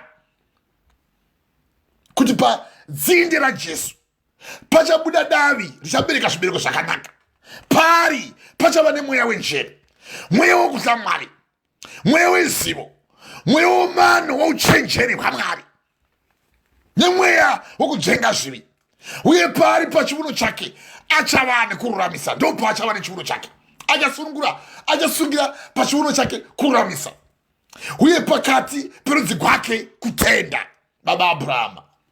Can you say amen? Amen. Abrahama nekutenda wakati adamwa naMwari akateerera akaenda kunyika yechipikirwa yeKenani akabuda munyika yeHaramu nekutenda naubhuku yangu senanga kuti nekutenda mucharopafadzwa zvino kana usingatendi mushoko raMwari uchoti iwewe tinohwa isusu kuna Isaiah 34 kuti nezuva iroro vakadzi vanomwe vachava pamurume uchete kuti dai tangodamwa ridesita rako iwe motoita chihure muchikota mascriptures asiriyo iwo chiwa kuna Malakai chapter 2 pavhesi ya 15 kuti wakagoiteko mumwe chete oga iye wakatsvaka rudzi kwaMwari ko haana kuita mumwe chete oga here kunyange kakaine mweya wakasara saka kurege kuva neumwe munhu anonyengera mukadzi weujaya hwako ndo mweya wako your first wife ndo mweya wako mubhuku yoenda kumberi pavhesi ya 17 kuti 16 na 17 nekuti Mwari vanovenga kurambana unomojustifya manje mukadzi wako weujaya hwako wokutanga ndo mukadzi wako takambokuudzai kati vamwe voita takadaro isu ivo vanoparidzire chii ivo vaimboona munyika tichihura takahura asi ndinoverenga 1 Corinthians chapter 6 pavhesi ya 11 yandiri kukotera iyoyi vamwe venyu vanga vakadaro asi vakashambidzwa asi vakaitwa vatsvene asi vakaruramiswa nezita raShe Jesu Kristu nomweya waMwari wedu kwete wemhuka kwete wedhadha kwete weshindi kwete wenguruve dzamakadzimusadladzo zvamadhoti futi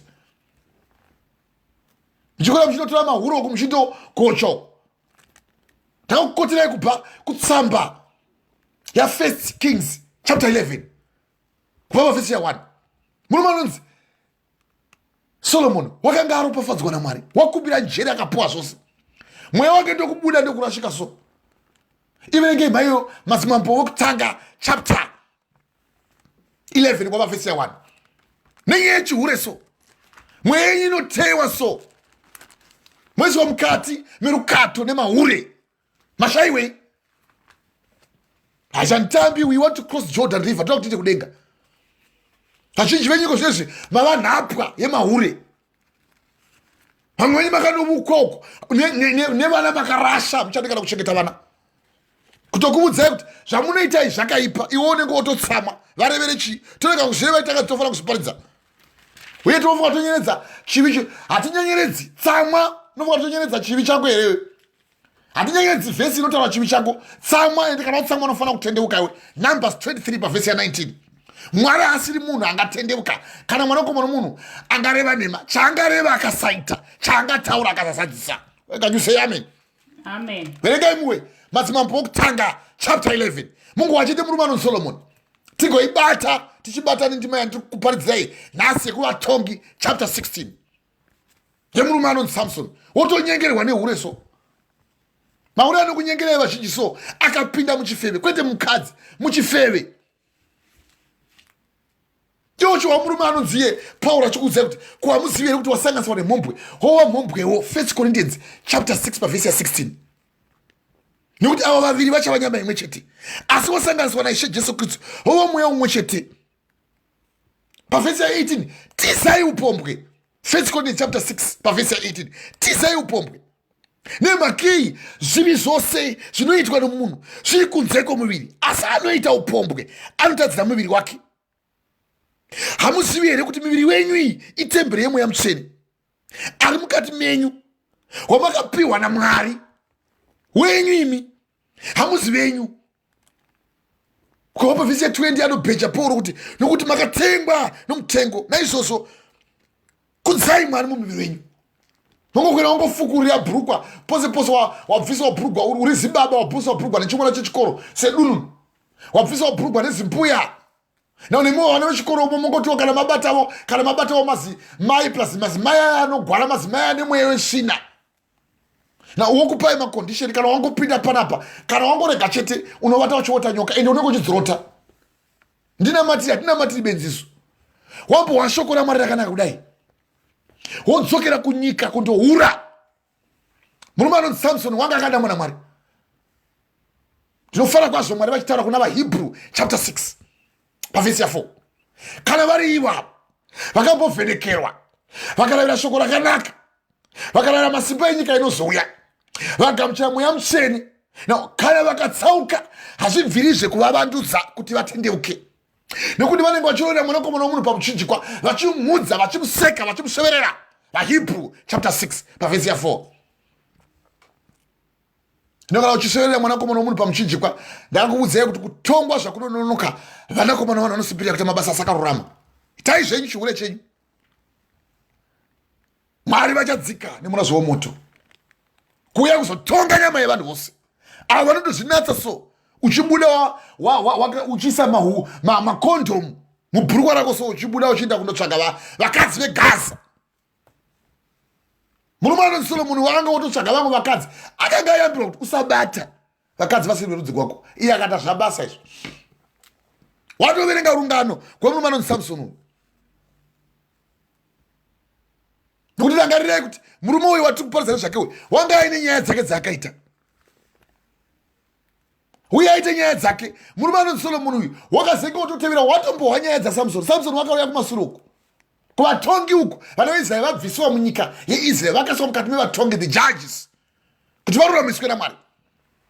Iwe tokuparidzira so wotoona kuti tiri kukunetsa watinonetsa mweya wako uye mweya wako uyo unofanira kuti uve unobetsera kuti uwane rugare kusingaperi.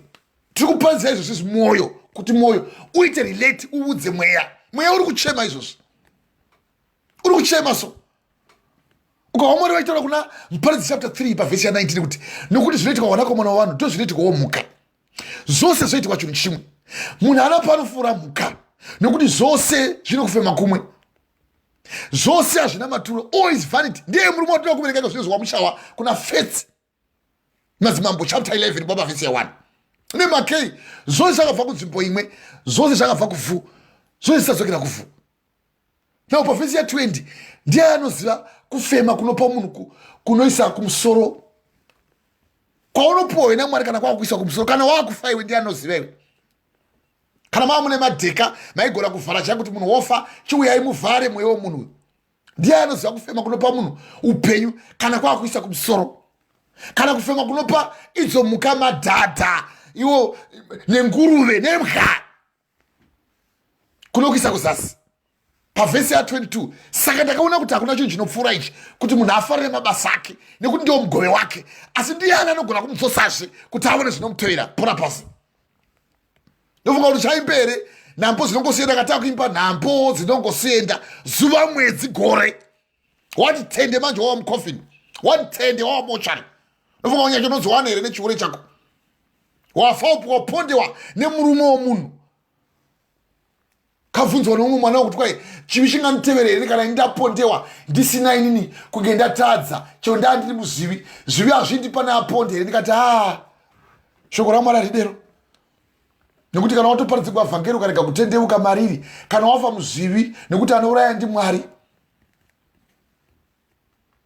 nofunga kuti uchawana nyasha here kana wava mochari wachiti tende manje wanyarara manje wachiti zii zvivi zviya zvawaita nemahure osaya ende havauyi vamwe vawaihura navo pamariro pako vanenge votoseka kuti yainda shasha yasi yakambotireresa wena vana vangu ndakavakudza vakaenda kuchikoro vakagraduata iye ichingo shure ndayauya achivata muno neni vana vacho vakafundiswa waitovaona vachimbokubhongera vachimboti dheti makadi vakura manje vanenge vachibhonga ende paipo vanenge vobhonga pe vanenge votaudza kuti hatidi kuti murambe muchiti sora imimi iyo moti hatini baba wenyu konzi hamusi baba wepano imi hatikuzivi baba wedu isusu vakaenda kare imongovo baba vanongouya vachivata namababa vedu namai vedu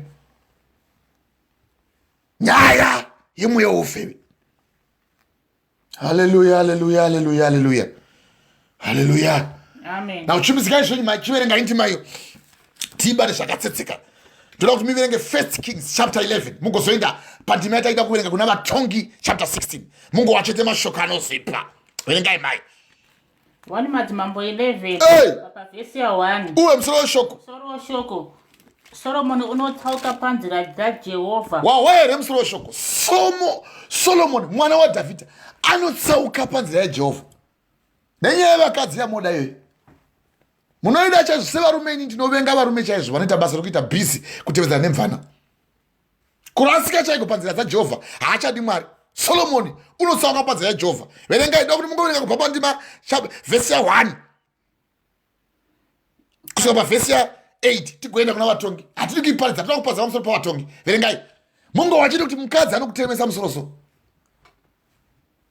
ende muri muvakadzi so mugofunga sekuti kwenyu kugona kana muchikwanisa kutokwezva varume vagopinda mamuri kuti wandanchiwa imwe nyaya yaWill Smith naJedi Smith Pickett Bed Smith nayo Smith vakaroorana nayo Will Smith wokuacta Bad Boys 1 2 naLawrence Martin mukadzi wake vambopesana mukadzi wotaura kuti handatatomboondohura muchiri kutongoti entanglement ndakangobakwawo nekungova nestress so iwo sipo ndobva ndaona kuti regai nditsvage umwe munhu anogona kubvisa nyota mandiri zvakaita murume anonzi Solomoni nezvakaita murume anonzi iye Samson watichaparidza nezvake kwai ndakaita mukati mentanglement unobakwa neentanglement uri mwana wamwari kwakutoti ngaitike chirega uone manje awashi kachiti awashi kuwanzi wamanje kwemashoko iwo ugoona manje mamwe mazigadzi futi mamwe mazigadzi anodero ndeyaya masingu madha yanenge achikoti anenge angouya uyai pano iri pamuonde iyo shoko rako unenge wataura mari yako chete kana ungouya hazvimponetsi zvitongotaurirana uye usambonetseka zvinyaya yebhesi kwokuvata uya kumba kwangu akataura kuti ndaitovata nechimwe chimufana chainzi Agasti ende chainyatsa kundikuya zvokuti tu vanopauridza ichi zvakadii toreka kuparidza zvo zvechihure uchiwa kuchidzi chihure munhu anenge atadzira miri wako watadzira temberi yaMwari tizai upombwe moti kwai tofanira kuparidza vhangeri iro tichinyenyeredza kunyenyeredza chivi chako mharidzo dzimwe dzamachinzi paridzai zvakanaka nyenyeredzai Satani haadini kuti anoda kuti mufire mazviri ende muchanokandiwa mese mukati medziva remoto zvakazarwa chapter 20 pamavhesi ya11 kusvika pavhesi ya15 munokandiwa mose so naye Satani achikuti mharidzo idzi hadzina kunaka kuti mudziwe dzinonyadzisira dzichinisa kugena kana dzichinyadzisira idzo dzichinishandura pfungwa dzangu kuti ndisava ndinomira pane zvakaipa dai Mwari vanga vandibetsera ukaona Mwari vachitaura kuna mariro aJeremia Lamentations kuungudza kwaJeremia chapter 3 baba vhesi ya 35. Ko zvakanaka nezvakaipa hazvipi pamuromo wokumusoro-soro here? Ndiani angataura zvikasaitika? Uye ko munhu anonyunyutirei? Vhesi ya 37 Lamentations, mariro Jeremiah chapter 3 vhesi ya 37. Ko munhu anonyunyutireiko kana Mwari vachimuranga zvivi zvake zvakaipa? Wototsamwa sewaona munhu wagwara kwe Mwari wakaipa vedu ende vagwara dai Mwari vanga vatora mweya wavo. Wotosora Mwari asipa waizipigwa nemahure apo waiona sezvakanaka. Verenga imwe murume wakazipigwa nemahure akanzi usatora vakadzi vekuzhoko sezvakaita murume wakatora vakadzi vekuzhe. Chimbidzika ndibate ndima ino kuchimbidzika. Verenga zvei. Papa vhesi ya 1. Rangarirei kuti murume anonzi Solomoni wakatouya sure kwemurume anonzi Samson. Samson wakauya kutanga. Uyu wangu wotongoda kutotevera zvinhu zvaazvanzi naMwari asaita. Zvazvaraigwa kuna vatongi uku. Verengai mai chimbidzikai. Pavhesi 1. Zvino mambo Soromoni wakanga achida vakadzi vazhinji vatorwa pamwe chete nomukunda waFaro. Zvino mambo Solomoni wakanga achida vakadzi vazhinji vatorwa pamwe chete nomukunda waFaro. Yoita koma ipapo. Verengai distinctly zvakatsetseka. Chimbidzikai. Papa vhesi 1. Zvino mambo Soromoni wakanga achida vakadzi vazhinji vatorwa pamwe chete nomukunda waFaro. Handei. Vakadzi vavaMoabhi, navaAmoni, navaEdhomu, navaZidhoni, navaHiti. Zvengi ndo zvamunoti kana mukanga mabata moda kuwa kuti mandlovha ari sei. Mukaenda moda kuwa kuti kwaye manjenjenje ari sei. Mukaenda moda kuwa kuti iye beta ari sei. Mukaenda moda kuwa kuti iye mamoya ari sei. Mukaenda moda kuwa kuti kana anga ava murungu tora kumpota anenge ambofisa ndaravera murungu. Iyo zvito zvakaita kuti murume uyu anonzi Solomoni warashike nekuhura. Asi uchawa kuti akanga audzwa kunzi chi. Handei chimbidzikai. Pavhesi 2. Vaiva vembudzi dzakanga dzanzi naJehovha kuvana vaIsraeri, musaenda pakati pavo. Naivo varege kupinda pakati penyu. Unohwa here? Ndo zvazvatagwa naMwari izvozvo. Musaenda pakati pavo nekuti muri vana veIsraeri, imba yandakada. Uye musapinda pakati penyu, vakadzi vasapinda pakati penyu nokuti zvino kwazvo vachadini? Nokuti zvino kwazvo vachatsautsa mwoyo yenyu. Kana wangoenda kuhure vatokutsautsa mweya wako. Ndo mabasa ehure iwawo. Nokuti haana kutendekwa naMwari kuti auye azovaka sungano yakadzi naMwari iwe naye inofana kuva iri pauri newe. Kana wangoona wangotevera nemahure wotoziva kuti sungano yawakaita pakati pako iwe naMwari yaputsiwa. Zvozvizivei. Mungataura mukadini ndati ndiani angataura zvikasaitika? Mariro aJeremiah Lamentations chapter 3 vhesi ya 36. Ko zvakanaka nezvakaipa hazvisi pamuromo wokumusoro-soro here? Ko munhu anonyunyutireiko kana Mwari vachimuranga nezvivi zvake? Maiti kwasungano naMwari uku, iyo ndopo uye woputsa sungano iye. Vari Mwari vaiita sungano iyoyo. Saka kana wakutongwa nezvivi zvako iwe wochema manje kuti nemhakei zvakadai zvichiitika pandiri. Ukawa kuna paHebrew chapter 8 pavhesi ya 8, nekuti anovapa mhosva achiti, tarirai mazuva anouya, ndo zvinotaura Ishe Jehovha, ndichaita nawo sungano itsva neimba yaIsraeri, iye neimba yaJudha, kureva kuti imi muri vana vaMwari. Saka sungano kana vachiita vanoita navo vana vavo. Isina ndoda kuti miverenge iyo later on mama muchaverenga ndima iyo. Ndinoida ndima iyo kwazvo. Saka sungano yaunenge wakuda kufamba kuita iwo kana wakutsvaga kwomukadzi yatova sungano yausina kuzi naMwari ita. Icho Mwari wachiti ndokuti anovapa mhosva achitarirai mazuva anouya, ndo zvinotaura Ishe Jehovha, ndichaita navo sungano itsva neimba yaIsraeri uye neimba yaJudha, isina kuitwa sungano yandakaita namadzibambo avo. Pazuva iroro ndakabata ruoko rwavo kuti ndivabudise munyika yeIjipiti, nokuti havana kuramba pasungano yandakaita navo. Makabudiswa musvina umo, imi muda kuramba makagara musvina muchida mahure. uye kana mana mahure chizivai kuti mubayiro wezvivi ndio rufu. Varoma chapter 3 pavhesi ya 23. Tose takatadza tikasaona kugwinya kwaMwari, asi Mwari vakarangarira havo nguva yekusaziva mabasa avapostori chapter 17 pavhesi ya 30. Mwari vakaregerera havo nguva yekusaziva, asi vanorayira vanhu vose vose pasi rose kuti vatendeuke. Varoma chapter 6 pavhesi ya 23. Mubayiro wezvivi ndiko rufu. Itai zvenyu. Wakapinda muvakadzi vakanga vanzi naMwari musabata, iye akandovondoda hachipizike famba ndima iyo. Pavhesi ya 2 1 Madzimambo 11 pavhesi ya 2. Venika hamuna kupedza vhesi ya 3. Vaive vendudzi vakanga vari vendudzi dzakanga dzanzi naJehovha kuvana veIsraeri, musapinda pakati pavo, naivo ngavarege kupinda pakati penyu, nokuti zviro kwazvo vachatsausa mwoyo yenyu. Mamusati mapedza ndima iyo handi, vachatsausa mwoyo yenyu handi, nekuti zviro kwazvo vachatsautsa mwoyo yenyu mukazotevera vamwari vavo. Wazviona manje? Yange zatapira ndima iyo handiti? Amen apostle. Vachatsausa mwoyo yenyu mukazotevera vamwari vavo, nokuti kana hure ratongopinda mauri so harichatombodi kuti iwe uchifuka zvaMwari. Rero tongoda kuti iwe uchitevera iye manje. Kana nematongodaro ina hatichawirirani. Kana watongobva pana pachibva waenda zvachose. Uye kana wangogara watodero chibva wangoziva kuti nemushonga wandakataura yoyo haupabudi. Inda hako. Ani ndaikuwachira zvinhu zvako zvemukati. Wasungwa manje wawaparukato. Kana ndatokukudzai kudai so ndotora iwe sai. Nekutobheja anobva abheja kana kutopika. Inewo nekubweza nokuti hauchina simba nokuti wakasundikwa kusina. Mwoyo wako ukatsausiwa ukatevera hure. Famba yande. Chimzike. Zvino Solomoni wakanamatwa ivavo achivada. Dowa.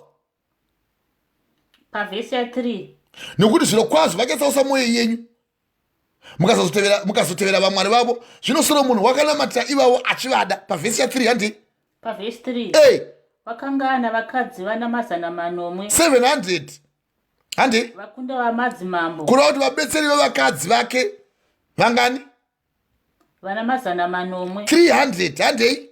Vakunda vamadzimambo. Very good. Navarongo vana 300. Dowa. Vakadzi vake vakatsautsa mwoyo wake. Ndo zvinongoitika chete izvozvo. Vakadzi vake vakatsausa mwoyo wake. Izvo ndo zvinotoitika manje izvozvo. Hatichindai zvedu kuna vatongi, yandada kuti ndai kuna vatongi. Vatongi chapter 16. Vakadzi vake vakatsausa mwoyo wake.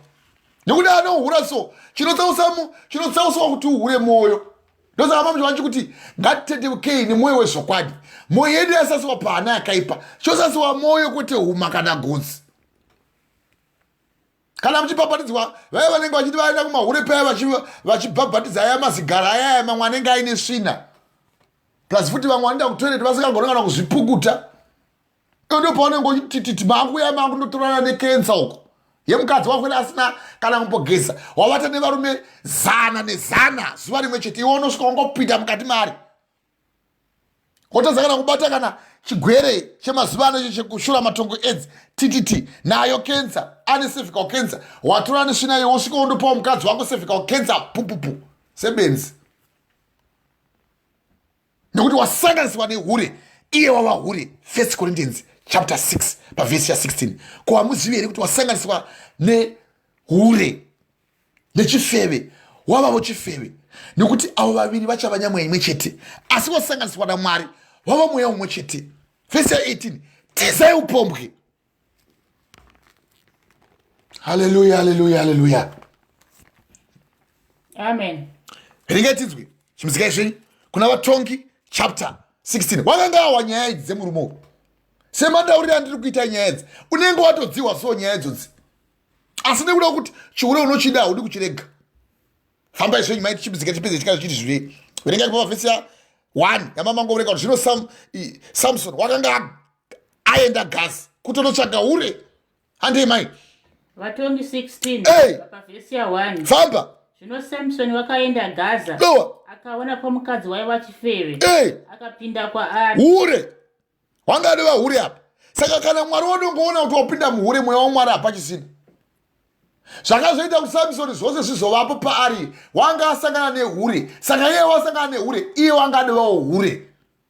Saka achiziva kuti simba raMwari ranga risati richagona kuzendama pamusoro pemurume anonzi Samson. Nokuti bhuku yangu inotsanangura ichiti iyo, zvino Samson wakaenda Gaza kuvaFiristia,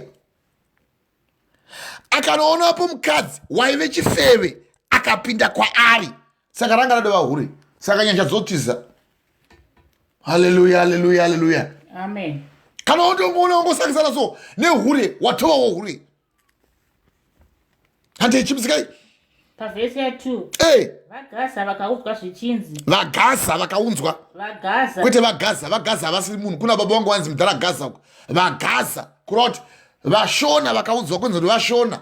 Vashona. Verengai zviripo. Hande. Vagaza vakaudzwa zvichinzi. Samson wasvika pano. Ivo vakamukomba. Vakamuvandira usiku bwose pasuo reguta. Vakaramba vanyerere usiku bwose vachiti. Pavhesi 2. Musadzorora ndima, toda kufamba ndima. Vagaza vakaudzwa vachinzi Samson wasvika pano. Ivo vakamukomba, vakamuvandira usiku hwose pasuo reguta. Vakaramba vanyerere usiku hwose. Vachiti mangwana kana kwaedza tichamuuraya. Famba yandei. Pavhesi 3. Samson akavata kusvikira pakati pousiku. Akamuka pakati pousiku. Akabata masasa esuo reguta namatanda aro maviri. Akavhomora pamwe chete nomuzariro waro. Akata pamafudzi ake. Ndokuatakurira kugomo riri pamberi peHebhuroni. Famba. Pavhesi 2. 4. Zvino pashure akada mukadzi wakanga agere pamupata weShoreki. Zvino pashure akada mukadzi wakanga agere pamupata weShoreki. Rava rimwe hure iri. Wainzi Dherira. Ndo papa nenyaya yapo. Saka mweya wekuti kana watanga kuhura chiziva kuti chinotanga kuitika nechekuti unotanga uchitesta so. Kuti regai ndipozama. Ndipo wakuti zvinonaka here kana kuti hazvinaki. No, paunotanga kuravira, ramba waraira manje. Kana watanga kuravira kungohura chete hauchamiri kuhura. Apa wapinda muhure, mweya wohure wadova maari manje. Hakuna munhu wamutuma, iye ndio wakabva oga mumba make achienda kuGaza kundohura. No, ndobva varume veGaza vawa kuti wapinda muguta muno murume weSamson. Nekuti wanga ari murume anga ane guhu, wanga aine simba. Simba ranga apuwa naMwari. Baba vake vamuzara vakatiudzwa kuti uyu haagegu musoro uyu, uye maari achava nesimba guru. Baba vake namai vake vanga vasina vana. Vakapuwa mwana wekuti chakuropafadzai tikokupai mwana achava iye nesimba rekubata basa raMwari. Ndosaka ndichikuudzai kuti anohura uya vazhinji vanotohura vachitova vana vaMwari so vachitorira nendimi kudai. Mweya Mutsvene wakatogara mavari. Bhaibheri achiparidza chaizvo. Nekutoprofita kana vari vamwe vanotoprofita so pati riri hure. Nokuti uyo ndo example yokuti unogona kutohura asi iwewe uchitozviti iwewe uri munhu waMwari. Samson wanga asina kutukwa. But paazopinda muhure umu ndokutotukwa. Na uchiziva kuti paunongotanga kuita chihure chete mweya wakaipa inotanga kukutevera manje. Nekuti Jacob chapter 2, James chapter 2 pavhesi ya 10. Kana munhu akange atadza murau umwe chete wova nemhosva kune ose. Kana wangoona wangotadza kuti usaba, iwe woenda wondopomba, watoba nekuti waba zvisizva, watora zvisi zvako. Kana wanga kuti usava unorevawo kwako nhema. Kana ukaenda iwewe ukati Mwari makanaka, uri kureva Mwari nhema nokuti iwe waita zvisiri izvo zvawanzi naMwari. Usava nevamwe vaMwari kunze kwangu ini. Iwe woenda pamberi apo woti iwe kwete Mwari wamunonamata uyo handimuzivi. Iwe uchiona kuti vanhu iwe vatonamata Mwari chaiye uye vachitopupura zvokwadi yaMwari chaiyo. Ndopaunohwa vaTesalonika vechipiri chapter 2 kubva pavhesi ya 11. Saka Mwari anovatumira simba rokukanganisa kuti vatende nhema, kuti vose vasina kutenda chokwadi asi vakatenda zvisakarurama vagotongwa. Bhaibheri riripo. Saka murume uyu achibuda munyika yake Israeri achienda kuGaza, vavariro yake yanga iri kundotsvaga hure, ndokusangana naye hure, ndokupinda muhure. Na wani vane mweya manje wasindimara mwoyo manje. Ndikukotera kuna Tesalonika kuti Mwari anozotumira simba rokuti uchikanganisa manje, kuti uchitenda manje nema, kuti unazo kuti mahuri akanaka. Nekuti unotaka kuhura chete, unotaka kuita one. Chirungu, what the taste of the pudding is in its eating. Vose vaya vanotaka kuhura, and ahura so mweya waMwari unotaka kungobva so pari. And kana mweya waMwari wabva paari manje, haasina tarisiro yekuva anoita zvimwe zvinhu zvakarurama pamberi paMwari. Otoona sokuti kutoramba ari muhure, kana kuti achita chihure, kana kuti vamuhure, kana kuti riri hure rume. Nekuti hakuna mutemo unobata mukadzi usingabati murume. Uye hakuna mutemo unobata murume usingabati mukadzi. Kana Mwari vachitaura kuti ngatiteteukei nemwoyo wezvokwadi, havasi kurevera chete kuvakadzi, vari kurevera kuvarume nevakadzi. Nekuti Mwari kana vachitaura kuna Genesis chapter 1 pavhesi 26 Mwari vakasika munhu nemufananidzo wavo, vakavasika mukadzi nemurume. Saka kana vachikusika Mwari vari kusika kuti iwewe uzive kuti ndo Mwari. Vakasika iwe, vakasikawo mukadzi wako, vakasika iwe murume, vakasikawo mukadzi wako, vakasika iwe mukadzi, vakasikawo murume wako. Saka mutemo kana uchiuya unouya kuzobata iwe as an individual. Saka zvasina basa rose kuti zvaakanga achiita zvechihure izvi achizviita achifumidza sokuti kuita kwaari kuita kwakavanda. No, wazviita wapinda muchifeve, mweya ndokunyora manje, nekuti bhuku yakanyorwa ichifembekwa kuti vana vaMwari tizive zvakanaka nezvakaitika pamberi pevanhu vaMwari. Zvose zviri kupupurira kuti iwewe paunenge wagara pasi uzvibvunze kuti handihuri here ina, ndibudumbanichere vanhema here. Pedzeka ndinopfekwa nemweya wokutanga wehure rekutanga, ndapfekwa nemweya wokutanga wehure rechipiri, dheraira wotevere. Nekuti vamwe vanotanga kutohura chaiwo pamabasa chaipo. Kati tinogona kungovata tose, kana tavata tose zvatopfuura. Uye kana tavata tose kudai so hapachina dambudziko. Iwo hakuna anombovavudza, iwo usatombowara. Iyo nyaya yekunzi usawara iyi, iwo ndo paunenge wakufunga sokuti zvakanaka manje kuti ndizive kuti ndisawara. Izvo hautozivi kuti kusawara iko kwakutokuudza kuti iwo uchinda kusvina. Na zvose tikuparidzai kuti uve unogona kutendemuka kubva musivi. No, verengai. Chimisikai, tifambeni ndimai. Wapinda manje, wasangana nemukadzi shasha. Musoro weshoko manje, Samson naDherira. Ndikana pane mwana waunogona kusangana naye manje, uyo ndiye anokuwisa manje. Nekuti mwana apa vaida kumupa nguva yekuti atendeuke. Iye akati handitendeuki. Chihure chandinakidza. Vamwe munogona kutotama chake umusha ugotoenda zvachosa uchawanikwa. Izvi achiita izvi, wakanga achitoita ari munyika yeGaza, mumaFilistia. Iye ari muIsraelite. Nekuti vanohura havambohuri namai vekumuzvara kana nehazvadzi yake, hai anoenda kushe. Nekuti haugoni kuhura nehama yakozvo. Hati vai tabhu, haugoni kuti udero. Hazvitendekwi izvozvo. Mutemo unokubata. NeBhaibheri chairo hatitenderi izvo, newewo unotoona kuti zvazviti, asi unoenda kwaunoziva kuti uku ndiko kwatofanira kutondakingwa uku. Saka mweya wokutanga uchihure wakatanga kubata uku. Na wambata ukaona kuperera ipapo, ndo paati ndazipigwa akapinda muchifeve. Mambo wakuna 1 Corinthians chapter 6 pavhesi ya 16. Ko hamuzivi here kuti kana munhu akasanganiswa pamwe chete nemhombwe nechifeve, iye wavo chifeve. Wati wane mweya wofeve manje, hati manje chipitsikai. Vatongi mamawo pavhesi ya 3. Mangwana kwaedza tichamubata. Samson akavata kusvikira pakati pousiku, akamuka pakati pousiku, akabata masasa esuo reguta namatanda aro maviri, akamavhomora pamwe chete nemuzarure wavo, akaaisa pamafudzi ake ndokuatakura kugomo riri pamberi peHebhuroni kwaakanga abva. Nekuti wakanga aine simba, ndokubvarura shumba nemavoko. Samsoni wanga aine simba. Hatinoda kuparidza pamusoro pekuti wanga ari munhu wakadini. Ropafadzo yake nezvaakaita izvi hazvine izvo. Tiri kuparidza pamusoro pekurasika kwake. Hande chimisikai. Pavhesi ya 4. Pavhesi ya 4. Zvino pashure akada mukadzi wakanga agere pamupata weshoreki wainzi Dherira. Wazviona manje. ndo wanga uchituna kuti chihure chacha mari handei pavhesi 5 madzishe avafiristia akakwira kumukadzi akati kwaari, munyengetedze uone kunobva simba rake dowa handei uye kuti tingamukunda sei, famba kuti timusunge timumanikidze.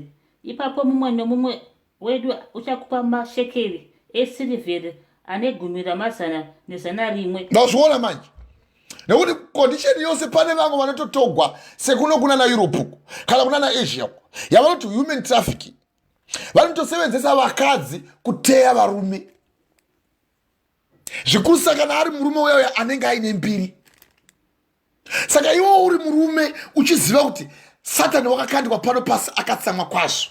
Uchiwa kuna zvakazarwa chapter 12 pavhesi ya 12 kuti faraiko muri kudenga imunogarako asi mune nhamo nyika imine gungwa nokuti mweya wakaipa wakakandwa pano pasi akatsamwa kwazvo. Iye diablo Satani munyengeri, iye wakapomera vana vaMwari pamberi paMwari Adam naEva. Yanachikotera kuna Genesis chapter 3 pavhesi ya 6 kuti mukadzi waona kuti 1 muti wakanaka kudliwa, 2 zvinofadza meso, 3 zvinongwadza pfungwa izvokungwara kwantuka sembanje. So munhu anosvita mbanje wongoona wongosika wofunga kuti kungwara izvokungwara kwantuka. Now zvafadza meso, waona mukadzi Dherira akati henaro uye wandambopinda pari paya uyu wadarika uye wandambopinda pari ndokumubana kuti wakatomuwana otoita zvokutotsvaga mvana. So zvoita vamwe venyu so unoita bhizi kutoti watanga kudana nemurume womunhu hauchamiri kwatova guyo kwokutoti kana watongorega kusangana neumwe murume chete watoona sekuti warashikirwa nezvinhu zvizhinji.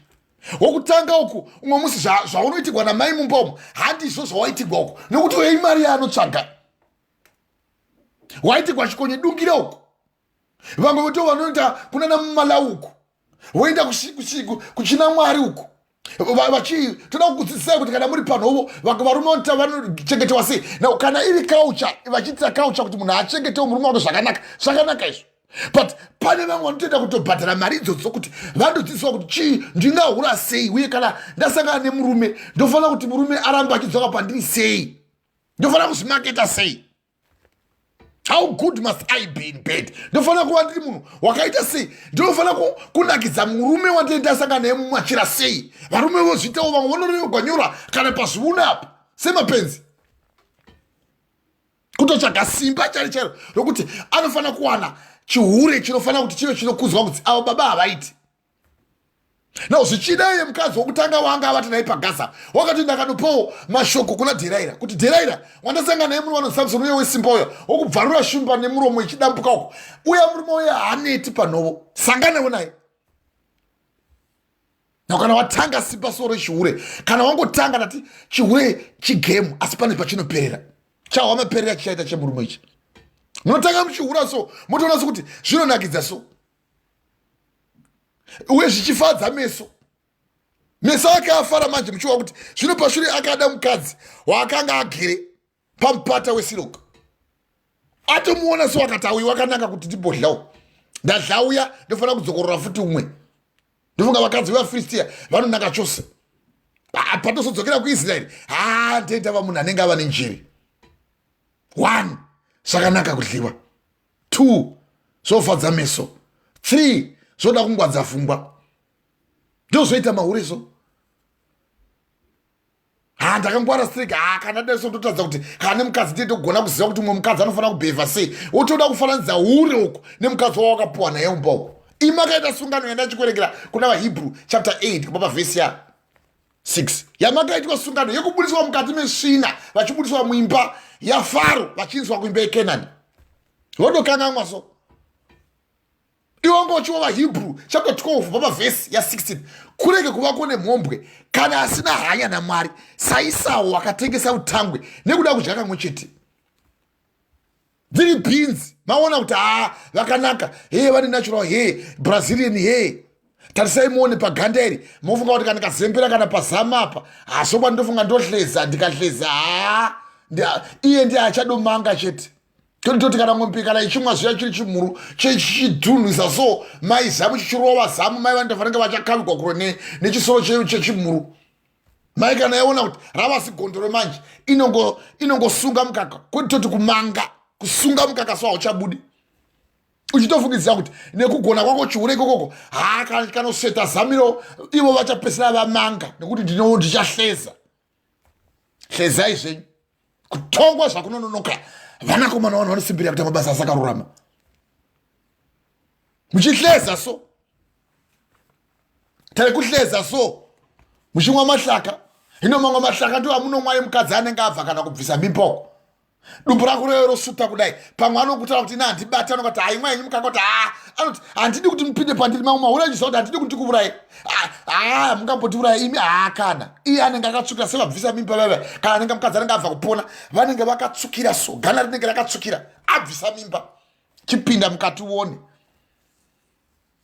guyu kutsukira kuzhe mukati riziri tumbuyu wondokokana manje nesvina iya dumbu rozvimba kudai muchida kuti chikuisai manje injusiment kuzvipatara kuti chiisai pipe yekudhonza woisa nepaipe kusvika rudzi yako kuti dhonze svina yekuti vanotsvaga chiure iwambo wavhangeri kudai kana vari iva vakambovhenekerwa vakaravira shoko rakanaka vagamuchira shoko ramwari rakanaka nemasimba enyika inozouya vagamuchira mweya mutsvene kana vakatsauka unonetsa iwe kutendeusa iwe wamboti washoko kudai wondohura unonetsa kutendeusa iwe kana waheduka unonetsa nokuti murume uyu wanga aziva mwari wakadonerwa kuna mwari akapuwa kuna mwari nababa vake namai vake ipo manje ndokupinda kumvana rehure tikati mvana tetotuka akapinda kuhure ndozotaura bhuku yangu zvino Samson wakaenda Gaza akawanapo mukadzi waiva chifeve akapinda maari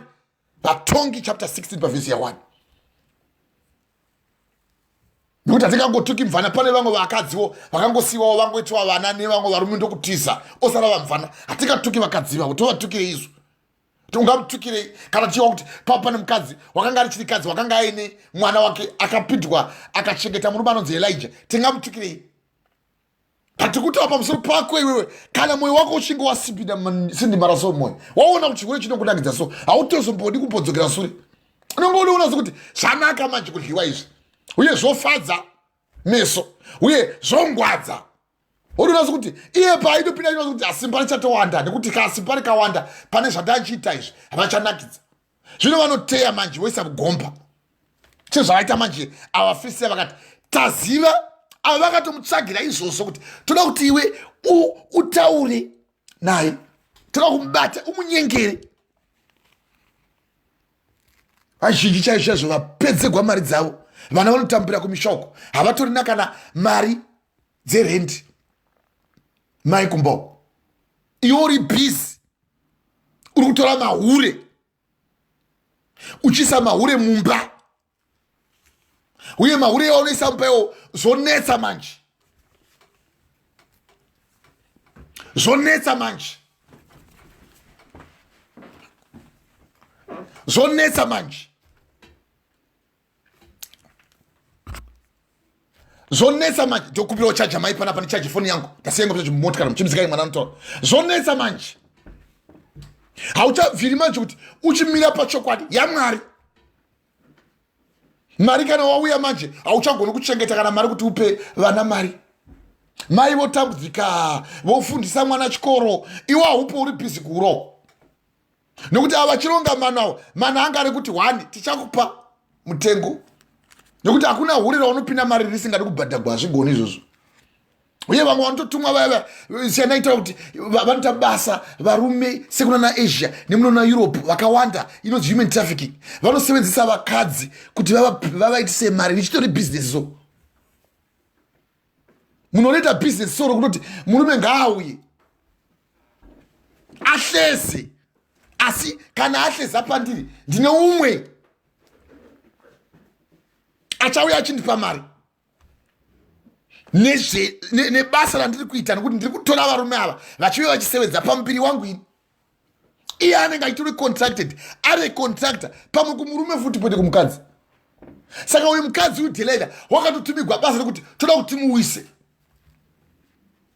iwe wakati ndikudai nechihure chio hautozivi kuti pane vamwe vakatogarira basa iro rokuti unofanira kuti uwisiwe Satani achitoziva akatogara dare so ndakakuudzai first Kings chapter 22 pavhesi ya19 Mika yakazvitaridziwa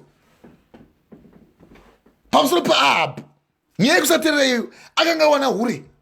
Ndikakuudzai pamusoro pehure yacho kuna 2 Kings chapter 8 pavhesi ya30 wainzi Jezebel.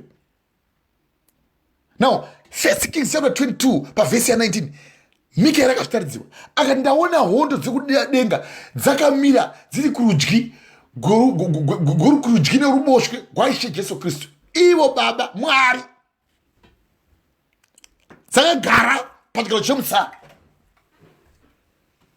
Now iye akati ndanzwa Mwari vachibvunza kuti ndiani achanonyengera Ahabhu kuti aende kutofira kuRamoti Gireadhi. Ukawa bhuku ichitaura kuti mumwe akabuda akatarwa chino, umwe akabuda akatarwa chino. Shoko raMwari kuti Mweya ndokubuda. Mweya ndiani? Mweya ndiwo Jesu Kristu. Mweya ukabuda ukatarwa chino, ukati chi? Ukati regai ndindeni ndichaenda ndondokunda. Zvikanzi uchandokunda nei? Zvikanzi ndichaisa nhema mukati mevaprofita vake, ndichava murevi wenhema muvaprofita vake. Now achita chihure kudai haana kutoziva kuti pana zvaaitoita kudai so wanga aine umwe mweya waitomusunda waaifanirwa kuti asangane naye kuti ang'ore. Nokuti vanohura vese vanosundiwa nemweya. Ndakambokuudzai zvakazarwa chapter 19 pavhesi ya20 ari murume akari bofu ari pachikomo chePatmos wainzi John the Revelator. Ranga rava bofu ndiye woga munhu wakafa rufu rwaMwari. Vamwe vose vadzidzi vaJesu vakarova nerufu rwaisirisa. Akati ndakati ndamuona zvakazarwa chapter 19 pavhesi ya10 ndakati ndamuona ndikadonha pasi netsoka dzangu ndini munamate. Akati iye rega kudero ndiri muranda pamwe chete newe, namata Mwari nehama dzose dzinopupura kupupura kwaJesu, nokuti kupupura kwaJesu ndo mweya wokuprofita. Saka hakuna munhu anoita chimwe chinhu asina mweya unomusunda. Uyu mwana anonzi Samson uyu oenda kundotsvaga hure.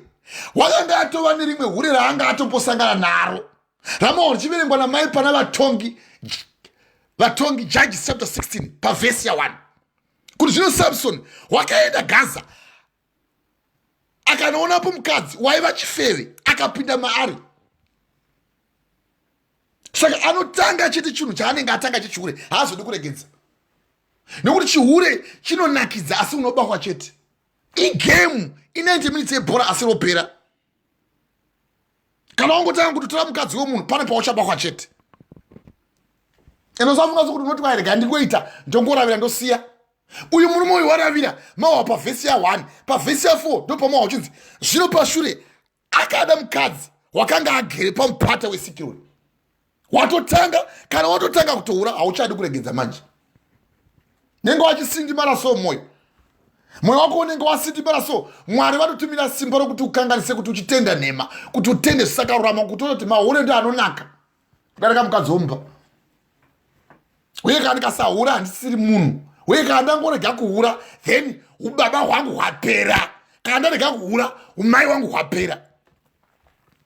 Vanotanga kuhura vese vaya anotanga nekubweza so, asi wozoita mweya unomusunda watikudzai kuna zvakazarwa chapter 10 pa19 pavhesi ya10 wamusunda mweya uyoyo ndo unozoita kuti manje achiekta osvibisa svina. Mwari vakuisirai svina. Ukawa kuna vaRoma chapter 1 ndokandakakota ndima iyoyo vanokuisirai kusvina so vanoona kuti ndo zvamunofarira imi. Nokuti kana Mwari vaona kuti iwo unoda mahure vanoona kuti kana ariwo mahure vaunofarira ndakuparidzira vhangeri vari kudzwa nokuti vanoparidza ndiwo Mwari uri mweya mutsvene. Vanotokuisira kusvina so wakatarisa so. VaRoma chapter 1 pavhesi ya18 kurashika kwavaHedheni ndo musoro weshoko. Ndinoida ndima iyoyo ndakaisheta and ndinofarira nokuti iri mukati mandiri. I memorized it. Nokuti kutsamwa kwaMwari kunoratidzwa kuchibva kudenga pamusoro pokusada Mwari kwose nokusarurama kwevana vevanhu. Vanodzidzisa chokwadi uye vachidzivisa chokwadi yaMwari nekusarurama. Nokuti izvo zvisingazikamwi zvaMwari zvinoonekwa kuti mukati mavo, nokuti Mwari akazviratidza izvozvo kwavari. Mwari vachikuradzai so nemharidzo dzakanaka kudai so haudi kudzinzwa. kana watongotanga kuda kuhura so unenge waona kuti mweya wako iwe wacheneswa mune zvimwe zvinhu zvawanga usati wamboziva. Now chose chinoitwa murima, chose chinoitwa nekuvanda chinonaka nguva iyoyo, asi chine chigumbu kumberi chemweya wako. Zvizive izvozvo. Varoma chapter 1 uchiva vachitaura Varoma chapter 1 yandikukotereko kuvhesi 18. Nokuti kutsamwa kwaMwari kunoratidzwa kuchibva kudenga pamusoro pekusada Mwari kwose nekusarurama kwevana vevanhu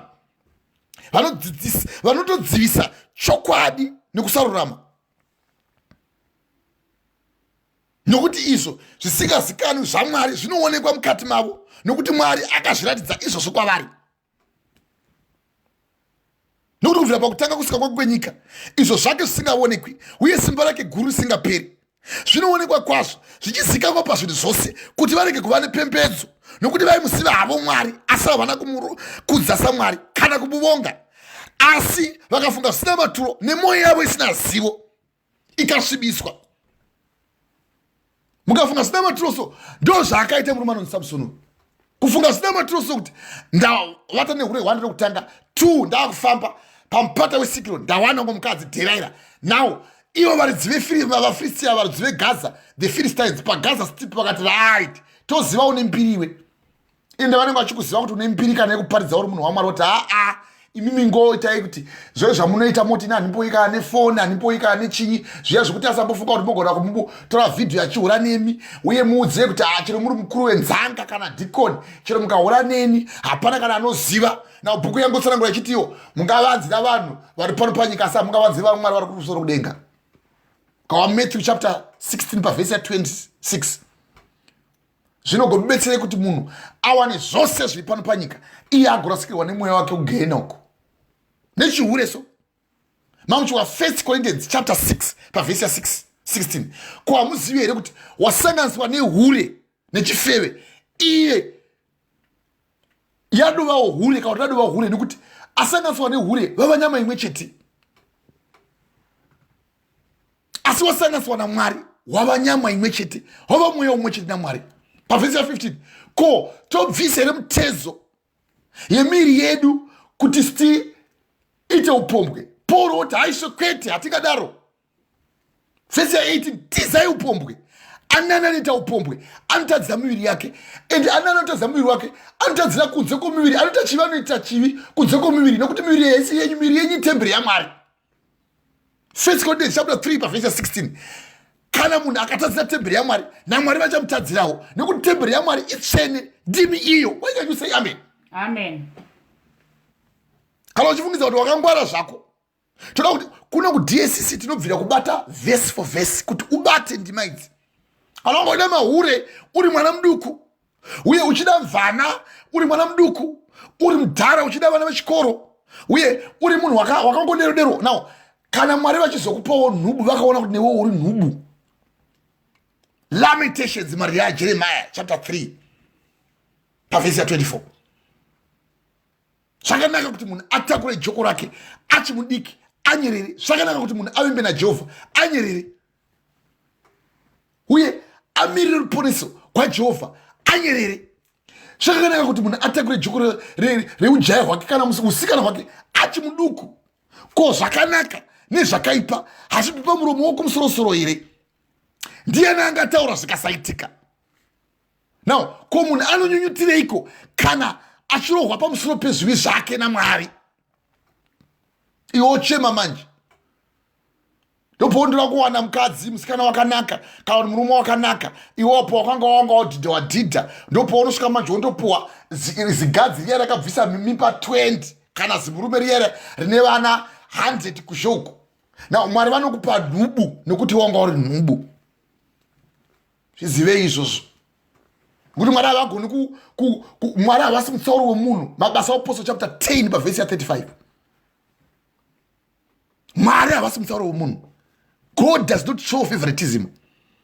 He is not a respecter of men.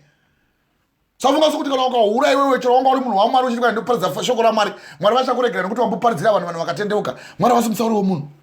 Kana wanga uri muchihure uri munhu waMwari buda muchimanya kana wanga uri mukadzi wakarogwa nemurume budemo uchimanya. Kana wanga uri mai uchita chihure wakarogwa nemurume wako budemo uchimanya. Uri murume uchienda kuzhoku vana vechikoro ndapokuudzai pamusoro paJob chapter 31 pavhesi ya 1 kuti ndakaita sungano nemeso angu ko ndingazochivireiko mukadzi wokumwe kurutivi. Job chapter 31 pavhesi ya 1 pavhesi ya 9 kana mwoyo wangu uchinge wawandira mukadzi wandaigara naye kana mukadzi wopangu parutivi. Now vamwewo ngavakwirewo vamwe ngavakotamire pamusoro pake. Kana iwe wandohura mukadzi wako ngaahurewo kuti uone kuti zvinogwadza zvakadini.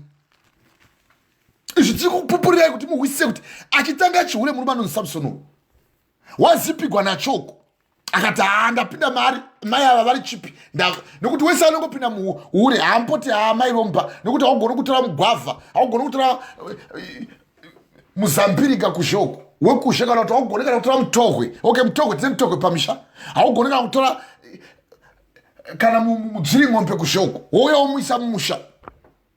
Haugoni kutora hure kumusha wako wouya woisa mumba mako kuti mandizipa nhasi pamubhedha imi mai chipokedai parutivi apa muise ndipotora mukadzi uyu andizipa pamubhedha. Haugoni kudero.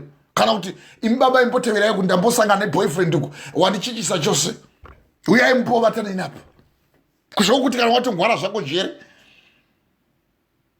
Zvose izvi tichikuudzai kuti Mwari vakubetserei mutize mweya wehufeve.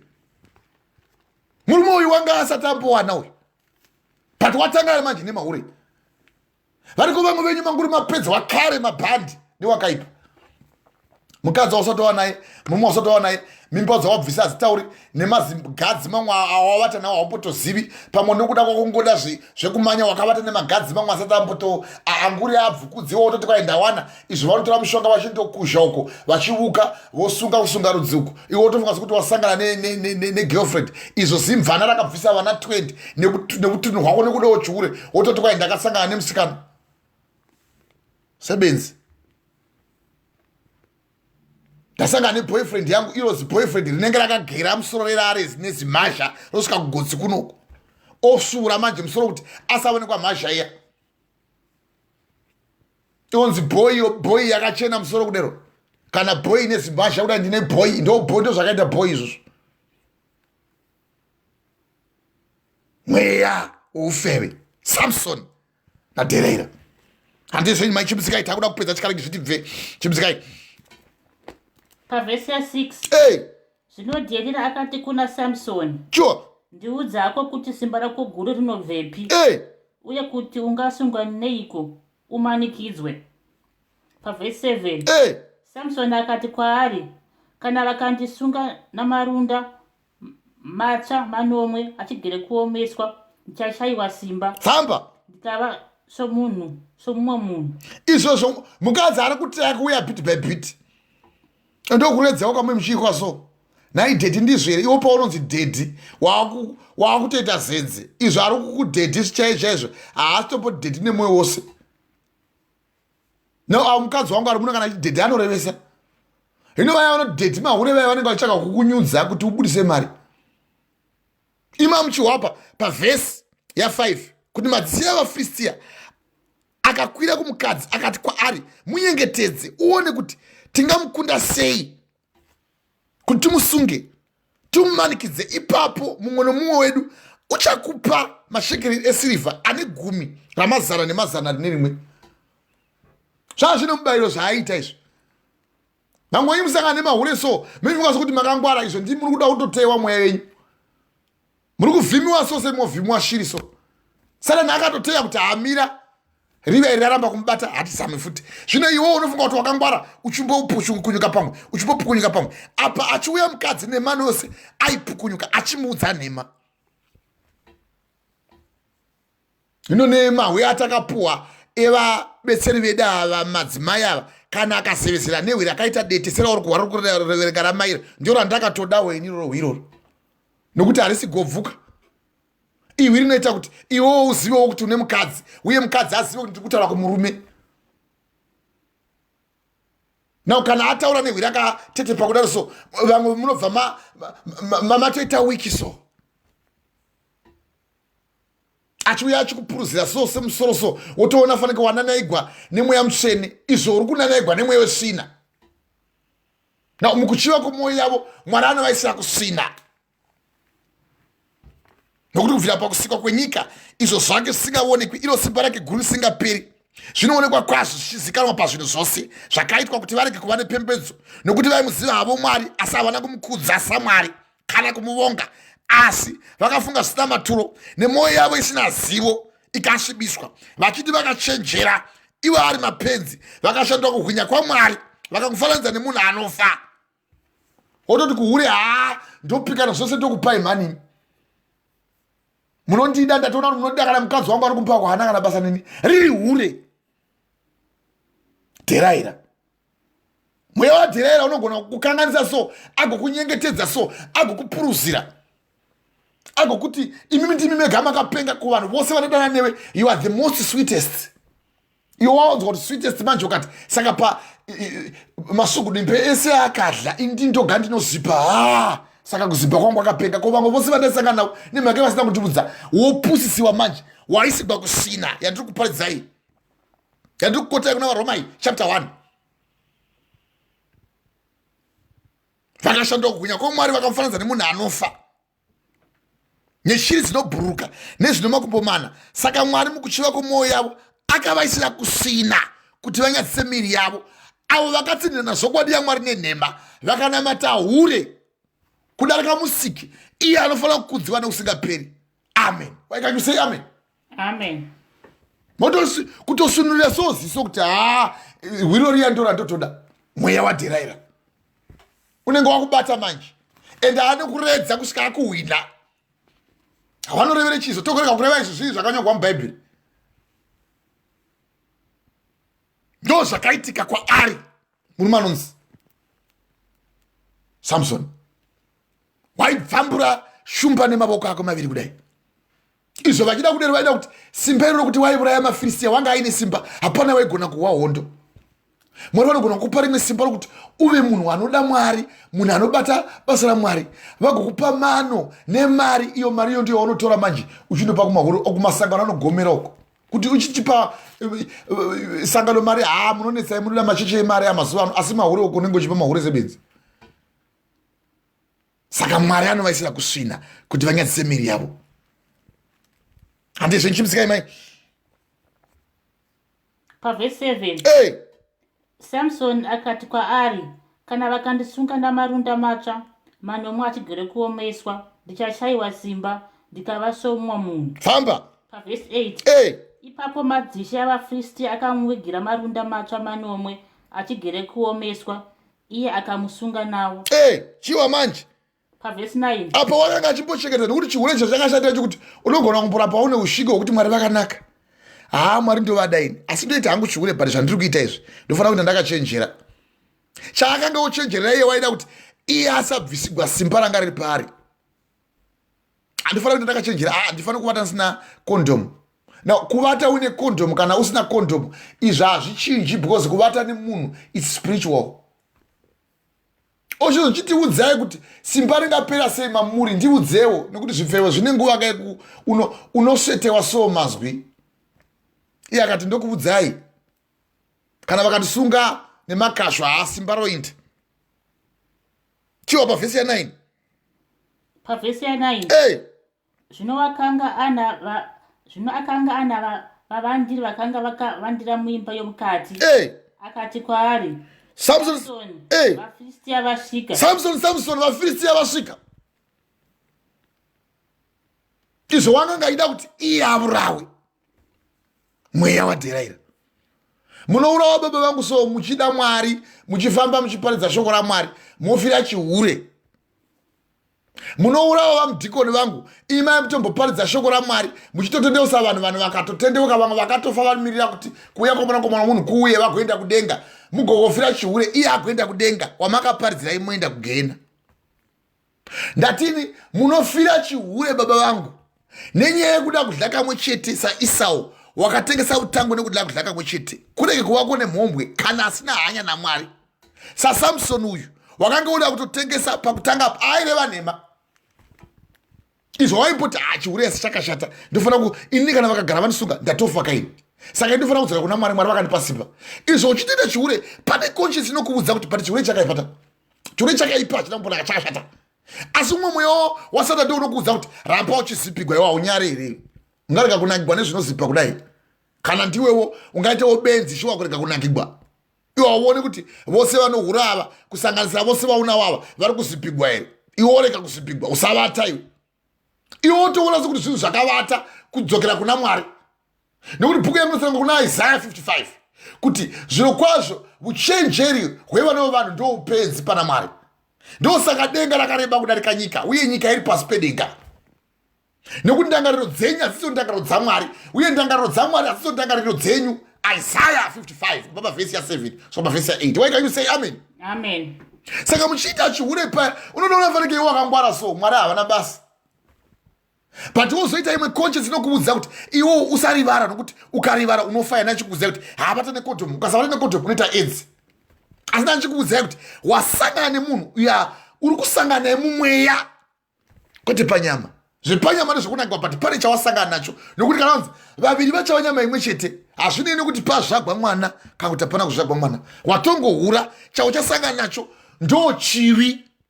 Ndakuti kana chivi chakomba, kuchiva kana kwawanda so kunounza chivi, uye kana chivi chakomba chinounza rufu. Samson vaFiristia vauya, chimuka iwe.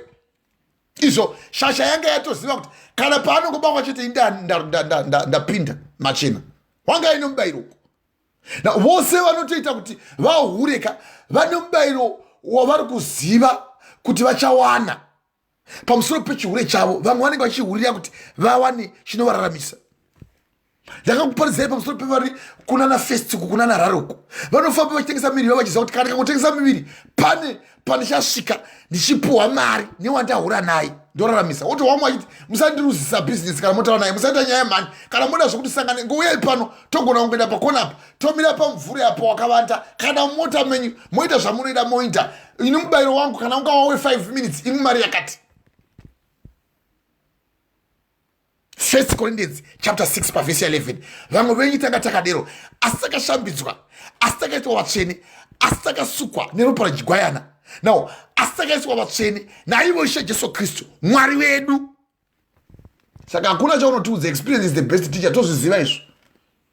Taitohura kwazvo mukadzi ari munomba muno kutotsvaga mahuroko patakashambidzwa. 1 Corinthians chapter 6 verse 11. Saka tikupadzira newe iwe uchiri kuhura uri mumba, usati wawanikwa, usati wawana. Nokuti kuvata nemurume usati wawanikwa, kuvata nemukadzi usati wawanikwa, it's called fornication. Upomhe. No, wapomba usina murume usina mukadzi, kana kuti wavata nemurume womunhu kana mukadzi womunhu, kana kuti murume wakawanikwa kana kuti uri murume wakawana. Zvose izvozvo zvinonyangadza pachiso chaMwari. Tizai upombwe. Takuparidzai pamusoro pemurume anonzi Joseph kuna Genesis chapter 39. Akatiza mweya womukadzi waPotifa, kana ndibatini handikasvibisi nyama yangu iyi. Genesis chapter 39 verse 11. Akati ndibatini handikasvibisi miri wangu uyu nehure. Akatiza akaenda. Hine imi ndi munoita vamwe varume kutovingira dheraira chaiko pamupata wesiku. Ndauya ini ndoda kuti umbondizipa uye iwe kawandizipa iwo zipiwo nini. Hino dheraira anouya neumwe mweya wokuti ukotame. Now mweya wadheraira uyu wanga uri mweya wokuti mweya waMwari wanga uri pana Samson ubvi. Nekuti chihure chose kana wanga uchiita mweya muchena pachisina haugari musvina. Ndozana ndichikotera kuna 1 Corinthians chapter 3 verse 16 kuti kwamuzivi here kuti miri yenyu iyi temberi yaMwari. Kana munhu akatadzira temberi yaMwari naMwari achamutadzirawo mweya wadheraira. Baba vangu Samson nokutenda ino vakatanga vachimboti toda kuona kuti vanotida here vamuhure ava. Ivo vasi kuziva kuti chifeve ichi chiri kuuya bit by bit chiri kupinda seshato, so inokubata nemavara ichichinja. So ndo mabata anoita kana mbudzi kumisha uko inenge chirivadzwa so mbudzi ichiona mavara so ichifamba yosongodzi vanhu. ende kana yosveta haitomboiti zvekutamba, inoshamisa muromo sougotata mungaserekeni. Munobatwa muri pakati peugombeso muchifunga kuti makangwara, muchifunga sokuti zvinozipa so kuzviita so. Mbomira ipo pindai kuna zvirevo chapter 6 muchinakirwa so nechure so. Zvirevo chapter 6 musakanga kuti mamadzi svika pavhesi ya9 apa. Samson vafiristiya vavira ndopamasvika Samson vafiristiya vauya. Unomboita sokuti wapepuka so but pane pauchagombegwa chete. Ende paunogombegwa ndopaanoti mange Satani yenaro waifungidza kuti wakangwara zvino ndakubata. Hino wagonei mwana wavanhu. Zvirevo chapter 5 musoro shoko verengai mai. Zvirevo 5 Hey. Papa verse 1. Good. Soro shoko kushata kweufeve. Mazuva here dai mama noti amen uko. Amen. Kushata kweufeve izvi tikutaura kuipa kwezvifeve. Da kuti muwe ndimama yavachaverenga yauchaoga kuti kana usida kuitevera yei mhaka yako. Verengai papa vhesi ya 8 kusvika pavhesi ya 13 chimbidzikai mai. Pa verse 8. Hey. Nzira yako ngaive kure naye, usaswedera pamukova weimba yake. Pa verse 9. Kuti urege kupa vamwe kunaka kwokujaya bwako namakore ako kuno.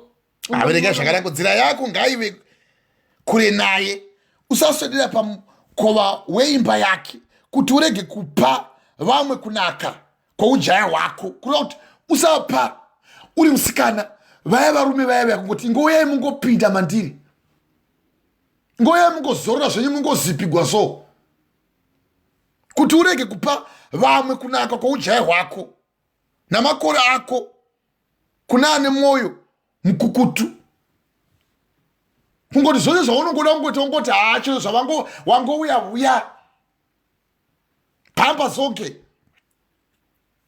Vanguva mai vokungonzi hai wava ndimai mpedza nyota apa. Kana wangopinda ipapo, kana ukasapinda imhaka dzako wakona kutaura ndiwe. Pavhesi ya 10 handei. Pavhesi ya 10. Hey. Kuti vatorwa varege kugutswa nepfuma yako. Very good. Nezvibereko zvekutambura kwako zviende kumberi kwomweni. Very good. Pavhesi ya 11. Nezvibereko zvako zvokutambura kwako zvirege kuenda kumberi kwemweni. Nakureva kuti mari dzaunosevenza iwe ngadzirege kungobuda muhomwe mako uchingoti nehure rawasangana naro uri kungobudisa uri kupa mari. Wanangwa nehure munonaka manimi, munondizipa paya patagocha paya pamanichoda paya ndazipigwa nemi. Hei mari indai munovhla mani nevana venyu munondizipa imi. Ugoita baba vanoita rompe hwokuti unenge uchingopa mahure mari uko mukadzi wako achitambura uko. Nezvibereko zvokutambura kwako zviende kumba kwomweni. Iwe ugochema ndei. Iwe ugochema pakupedzisira kwako. Hey. Kana nyama yako nomuviri wako zvaparara. Wazviona manje? Izvo ndo zvazvochemedza murume uyu. Muchawa kuchema kwake. Kuti urege zviro kwazvo kuchemedza kwokuparadza kwomwoyo wako iwe. Unochema pakupedzisira kuti urege kuchema pakupedzisira kwako. Kana nyama yako nomuviri wako zvaparadzwa. Zvino kana iwe waparadzwa needzi wagonei. Zvirevo chapter 5 pavhesi ya 10. Kuti vatorwe varege kugutswa nepfuma yako nezvibereko zvokutambudzika kwako zviende kuimba yomweni. Uri bhizi uri kusevenza mwedzi wose, vana vanenge vachitoti baba vachauya nepfuma, izvewo uri kuhlezewa nemahure. Mai vachauya nemari yekuti ndoisawo maschool fees, imi muri kuchengeta chibhenteni uko. Kuti vatorwa varege kugutswa nepfuma yako nezvibereko zvekutambura kwako zviende kupa yeumweni. Mweni ndio mwenza womuziviwe. Wakaita sungano yako nemukadzi wakoko. Ko mahure wawakupa mari avo watambura ugona pamasocial media vanobudisa mumwe murume anenge achibuda ziya chose asina kana hembe dzaakapfeka. Wochiona chimukadzi pamwe chinogona kubudiswa chinenge chine zviminiso. Konzi uku ndoko ainobva marokuto anofanira kudya uko. Life is not fair. It's fair kana uri benzi. Liwa ribenzi handei pavhesi ya 12 iwe ugochema pakupedzisira kwako kana nyama yako nomuviri wako zvaparadzwa. Health hauchina manje. Vhesi 11 waparara manje manguva masawi. Tichiri ndovaya here ava toita zviya zvokutonanganidza pamwe totoonangana nenhodzera pamwe unenge une chimwe chironda ka unenge une pamwe rimwe sky inenge iri pauri kuti tovaziva vaya nekuda kwezvakati. Waparadziwa manje nechigwere. Ndinamatiri benzi tamba kuparidzira kudai. Wambo washoko kudai so hatikuparadziri isu hatikunamatiri tamba kuparidzira. Handei pavhesi ya 12 pavhesi ya 12 uchiti ndakavengereiko kurayirwa mwoyo wangu wakashorereiko kurayirwa. Wazviwisisa manje zokorai vhesi iyoyo ndauri muvhesi kubva pavhesi ya 10 pavhesi ya 10 kusvika pavhesi ya 14 pavhesi 10 kuti vatorwa varege kugutswa nepfuma yako nezvibereko zvekutambura kwako zviende kumba kwomweni. Uchipa zvako mahure vanhu vasingazivi mari dzose idzodzo sebenzi handei fambai mai. Pavhesi 11 iwe ugochema pakupedzisira kwako kana nyama yako nomuviri wako zvaparadzwa. Edzi yakubata manje ndopaunenge uchema. Wabakwa kana nesiki wabakwa kana rukawo ndopochema nyama yako yaparara manje sikaro dziya yavora. Nawo zvose zvawanga wachita zviya neampi yaya kuchikupisa yaya hapachisina famba handei mai. Pavhesi ya 12 uchiti ndakavengereiko kurayirwa. Wazviwisisa manje mwoyo wangu wakashoverereiko kurayirwa. Tichikuparidzira kudai so kuti wozozvibvunza kuti ko ndairegereko kutendeuka ini. Why was I not failing to come back to Christ? Ko ndakaregereko kurayirwa ini. Chii chakatadzisa kuti mwoyo wangu ini ushore kurayirwa neshoko raMwari. Izvi tichikuparidzira kuti mwoyo wako ngaurege kuusikwa kuna Dherira uko. Wamborayira rimwe hure uko woda kuenda kuna Dherira famba hati mai. Pavhesi ya 13 pavhesi ya 13 ndakaregereko kuteera inzwi ravadzidzisi vangu. Sesu tiri kudzidzisa kudai so ndakaregereko kuteera inzwi ravadzidzisi vangu. Tiri kuverenga kuna zvirevo chapter 5 taa pavhesi ya 13 ndakaregereko kuteera inzwi ravadzidzisi vangu handei ndikasarerekera nzeve yangu kuna vaindirayira. Sezvatiri kuparidza kudai so wotongohwa woti havanopenga kana mhari dziyataparidza wototi havanorevere chiizve izvo kana vachizviparidza nezvekwavo izvi izvo ndezvekwavo vaunofungawo ndivavo izvi ndezvaMwari izvi. Kana zheve dzako dzikasawa kuti ubve muupomwe ubve muufeve izvo unonotongwa chete uchazvidemba. Wangochiwa murume anonzi Esau kuti kurege kuvako mhombwe kana asina hanya naMwari saEsau wakatengesa utango nekuda kudya kamwe chete. Nekuti munoziva henyu kuti kunyange akaza kuhutsvaga akada kutendeuka uye akada kuwana haana kugona kuwana nhaka kuti agone kuwana nhaka yekugara ushe hwababa vake. Akahutsvaga nemusodzi akada kutendeuka haana kutendeuka. Mucharega vamwe venyu kutendeuka. Vhangeri ravharwa iri Matthew 24 pavhesi ya 34 rudzugu hakungadariki kusika zvose zvandakataura zvaitika. Pavhesi ya 35 denga nenyika zvichapfuura asi shoko rozvipiripiri randakataura haringapfuuri. Ndakaregereko kurerekera nzeve dzangu kuzwi ravadzidzisi vangu nekusateerera kana kurerekera nzeve dzangu kuna vaindirayira. Zvirevo chapter 5 pavhesi ya 13 handei mai 14 pavhesi ya 14 ndakanga ndapinda pane zvakaipa zvose pakati pechiunga neungano. Very good. Pavhesi 15 chiwa manje imwa mvura padziva rako chairo kwete kumwoko. Vata nemukadzi wako vata nemurume wako mirira murume achazouya mirira jaya richazouya. Inwa mvura yako handei nemvura inoyerera patsime rako chairo. Inwa mvura padziva rako chairo nemvura inoyerera patsime rako chairo handei. Pavhesi 16 ko Ko matsime ako anofanira kuparadzwa here? Ko iwe unoda kuti mamwe matsime ako iwe umwe munhu akudlire here ufumi hwako iwe? Mukadzi wako waona kuzogara naye mumba mako, oda kuti ana aramba achimuvata kuti ugozongowana urangova dhidho wadhidha. Nenda ndichikuudzai kuti vafana imi munofungidzwa kuti makangwara imi. Now unoita basa rekuhura uko. Mwari vanozokupawo hure. Now hure raunowana iro kana kuti Mwari vanozokupawo murume hure nekuti wakahura nevarume vakawanda, ukabvisa mimba dzakawanda. Mwari vokupawo hure. Now uri mufana watoroora, wotoneri kuti uyai motokoka vanhu vakawanda, uyai. Ndakuda kuwana manje, woti well done, that's good. Waroora manje, wabvisa fuma, iye woti handibahwi. Kusvika wabvisa fuma, handibahwi kusvika wachata. Iye ranga riri hure remakoko, iwe wanga uri hure remakoko. Now masangana nhubu chete. Now wabva wotobvisa fuma, wotokumbira woita muchato unohlisa, oya woperekwa mukadzi, oya wanzi maoko kuvabereki vako kuna vatete vako, hei mukadzi, iwe wotonzi mukadzi wako officially hauna kupomba, iwe wakapombawo. Now ande uchiri kupomba uri muchechi, ende wo uri kuti uri musikana, ndichawana boyfriend yangu muchechi, iye wari kupomba, iwe uri kupomba. Mwari wokupawo nhubu nekuti uri nhubu. Now wozochiti pamubhedha kudai wanenge igaringisha. Rango vadziva kuti urambe wakarusa, kuti udii hazvichaiti manje. Wakanga wamborevera nhema uchiti mukadzi wangu ini nzura izvo igaringisha.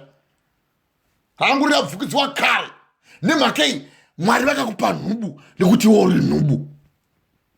Kana ndichikuparidzai kuna Lamentations mari yaJeremiah chapter 3 pavhesi ya24. Zvakanaka kuti munhu amirire Jehovha anyerere, amirire ruponeso rwake anyerere, atakure joko reujaya hwake achimuduku. Ko zvakanaka pavhesi ya36, ko zvakanaka nezvakaipa hazviri pamuromo wokumusoro here. Now ndiani angataura zvikasaitika? Pavhesi ya37, ko munhu anonyunyutireko kana Mwari vachimuranga nekuda kwezvakaipa zvezvivi zvake? Wopiwa manje zigadzirira rakangurira adhambisiwa kare, wotsamwa. Iwo chiwa Mwari vachitaura panapa kuti inwa mvura padziva rako chairo, nemvura inoyerera patsime rako chairo. Pavhesi ya16, ko matsime ako anofanira kuparadzwa here? Kana kuti mukadzi wako arohwa nomumwe warumewe achitaima chipedzi chikaiti zviti bve chimizika yandei nendisi dzemvura dziyerere munzira tanga itanisha pamusoro papo 16. Ko matsime ako anofanira kuparadzirwa here? Kuparadzirwa here? Very good, handei. Nendisi dzemvura dziyerere munzira dzomumusha here? Ungade here kuti iwewe zvokwadi umwe munhu wongoti wose wangosvika angangopindawo ndimai muponesi, wose wangosvika ava ndibaba muponesi, munhu wose wangouya wongoti uyai pindai, ungazvida iwe? Handei mai chimuzikai vhesi ya17 chinzwai. Ngazvive zvako zvoga, fambai mai. Ngazvive zvako zvoga, zvisava zvavatorwa pamwe chete newe. Handei zvisava zvavatorwa pamwe chete newe. tsime rako ngariropafadzwe, tsime rako ngariropafadzwe. ufarire mukadzi woujaya hwako, famba. Ufarire mukadzi woujaya hwako sehadzi yenondo yakanaka. Handei famba ipapo. yenondo yakanaka nehadzi yengururu inofadza, famba. nehadzi yengururu Mazama ake ngaakufadze nguva dzose. mazama ake ngaakufadze nguva dzose. Handei fambai. Ugare uchigutswa norudo rwake. Very good. Pavhesi 20, kuti iwewe kana uchinge wava nemukadzi wako, ndiri kuikonda nekuti ndinoida ndimai, ngazvive zvako zvoga, zvisava zvavatorwa pamwe chete newe. Tsime rako ngariropafadzwe, ufarire mukadzi woujaya hwako sehadzi yenondo yakanaka nehadzi yengururu inofadza. Mazama ake ngaakufadze nguva dzose, ugare uchigutsikana noruwa rwake. Why can't you say amen? amen. Zvaka zvirevo chapter 5 pavhesi ya17 kusvika pavhesi ya19. Chidzokai zvenyu tiwe nyaya yemurume tipese nyaya iyo kuna vatongi, manga mava pavhesi ya9 tichipesa chikange zvitibve. Izvi zvino tiri kuparidzira kuti usatiza zvakarayigwa naMwari kutiita, usaita chimwe chinhu chinomirira kana Mwari vati hazvina kunaka, hazvina kunaka. Wakafanira kunosirisa murume uyu, wongotora vamwe vakadzi ende vanoziva vekuti vafisira vachitotuma kuti indau ndoita zvakati chakupa mubayiro, vaitoziva kuti ihure. Inewo muhure mundo maonda imo anonyengera mukadzi wako woujaya hwako. Yandapokotai kuna Malakai chapter 2 pavhesi ya15. Ndapokotai futi kuna Madzimambo okutanga chapter 11 pavhesi ya1 kusvika pavhesi ya4. Solomoni watorashika so. Idzi nyaya dzanga adziverenga nokuti murume uyu anonzi iye Samson wakatouya kumashure Solomoni asati avapo. Zvizive izvozvo. Vatongi ndo vakauya pakabuda murume anonzi iye Joshua nevana veIsraeri achivaisa munyika yeKenani, vakauya vakaiswa mukati mevatongi. Saka Solomoni wakari the 15th generation. Rangarira kuti Abraham anobara Isaac, Isaac obara Jacob, Jacob obara vana vake 12 kubva kuna Rubeni, Simeon, Levi, Judah, Gad, Dan, Naphtali, Isaac, Zabulon, Asher, Joseph na Benjamin. Pane wechina pana Judah ndo panobarwa Perez na Zera mapatya akatoone mukadzi wanga azvita achifeve kuna Genesis chapter 39 wainzi Tama, akabara mapahla Perez na Zera. Perez obara Hezron, Hezron Ram, Ram Aminebat, Aminebat Nashon, Nashon Salmon, Salmon Boaz, Boaz Obed, Obed Jesse, Jesse David, David Solomon. Do which 15 ndo watiri kuparidza nezvake kuna 1 Kings chapter 11 kubva pavhesi ya 1 kusvika pavhesi ya 4 watiri kuparidza kuna vatongi ndo wamuri kubata uyu pavakanga vachangobuda munyika yechipikirwa kuna naSolomo Salomon uko Boaz asati atobvapoko. Kana chikuudzai kuti pana Judah, Perez na Zera, Hezron, Ramu ndo pavanouya naSolomon apa, Salomon ndo pavanouya apa vachibva kunyika yechipikirwa. Vakuuya manje kuti takuisai munyika iya yamamatoregwa. Zviwisei izvozvo. Zvichikuparidzai mufunga kuti tiri kupenga kudai so. Hataka kuparidzai nhoroondo yaJosefa, Josefa anga atengesa vakadai zvose zvitanga kuparidzirai. Tinoda kuti muwise kuti uyu murume waifana kuteverera tsika yababa vake vakanga varashika, uyu wakanga wozotora vakadzi vanga vekuzhe. Nokuti mawakuchidzi kuna 1 Kings chapter 11 wakanga achitora vakadzi vekuzhe, vaFarisi. VaFarisi ndo vanga votora so. VakwaFaro, mukadzi waFaro vakatora. Mukadzi wavaIdhoni, vakatora maSimonites nemaZidonites, mahure hobho. Vamwe vanga vakumuchinja kuti asanamata vamwari. Vamwari vakadzi vaAmoni vakatovaka mwari wake vakamumanikidza kuti vakamwari ava tinamate. 1 Kings chapter 11 kubva pavhesi ya 7. Mwoyo wake ukashanduka kwazvo achenji akwegura. Mwari vakamuramba vakamutuka vakati ndichabvisa umambo. Vamwe munotoregwa so nepfuma yenyu pamberi penyu. Nokuti munotadza kumira pavhangeri raMwari. Chipisikai mai handei fambai. Nanga mapo kuti Samson vaFilistia vauya pavhesi ya 9. Verengai vhesi ya 9 iyo. Pavhesi 9. Hey. Zvino wakanga ana vavandiri vakavandira muimba yomukati. Very good. Akati kwaari, Samson, vaFilistia vasvika. Iye akadini? Iye akadambura marunda. Very good. Sezinodamburwa rwodzi rworuchinda kana rwanzwa moto. Wazviona manje nekuti simba ranga riripo handei. Naizvozvo simba rake harina kuzikanwa. Now ndozvotaura vhesi. Kureva kuti unogona kuramba uchiita chihure soka, but Mwari vokupa so time yekuti utendeuke woramba so. Ndo zvaitwa murume uyu. Watodambura so marwozi, Dherira ari pauri achakuisa chete. Ramba hakuna chihure ichocho uchawa chete, ende kana wawo unotongwa.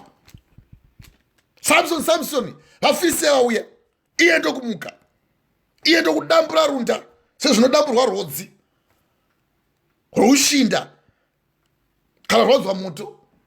So easy so nokuti simba ranga riri mauri, ranga chimari.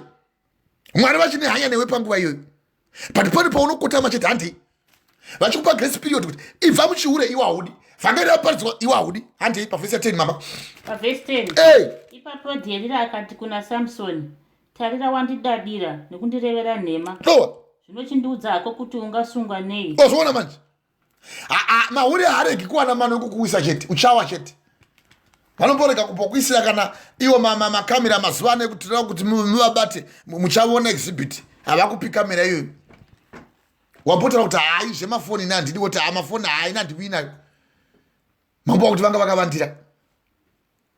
Kutopinda mukati mehure unotogona kutorongegwa dhende so kuti toda kuti muwise. Satani aronga so gwendo kwake. Gwendo kwakarongwa kuna nchikudzai 1 Kings chapter 22 pavhesi ya 19. Sa Mikaeri akazvitaridza kuti ndaona hondo dzekudenga dzakakomba chigaro cheushe dzaMwari chaMwari. Mwari vakabvunza kuti ndiani anononyengera Ahabhu kuti aende kundofira kuRamoti Gireadhi. Ahabhu wakanga anetsa 1, wakanga atengesa munda waNabhoti, wakanga uri munda wenhaka yemadzibaba nemadzibaba ake. 2 akanamata Bhari.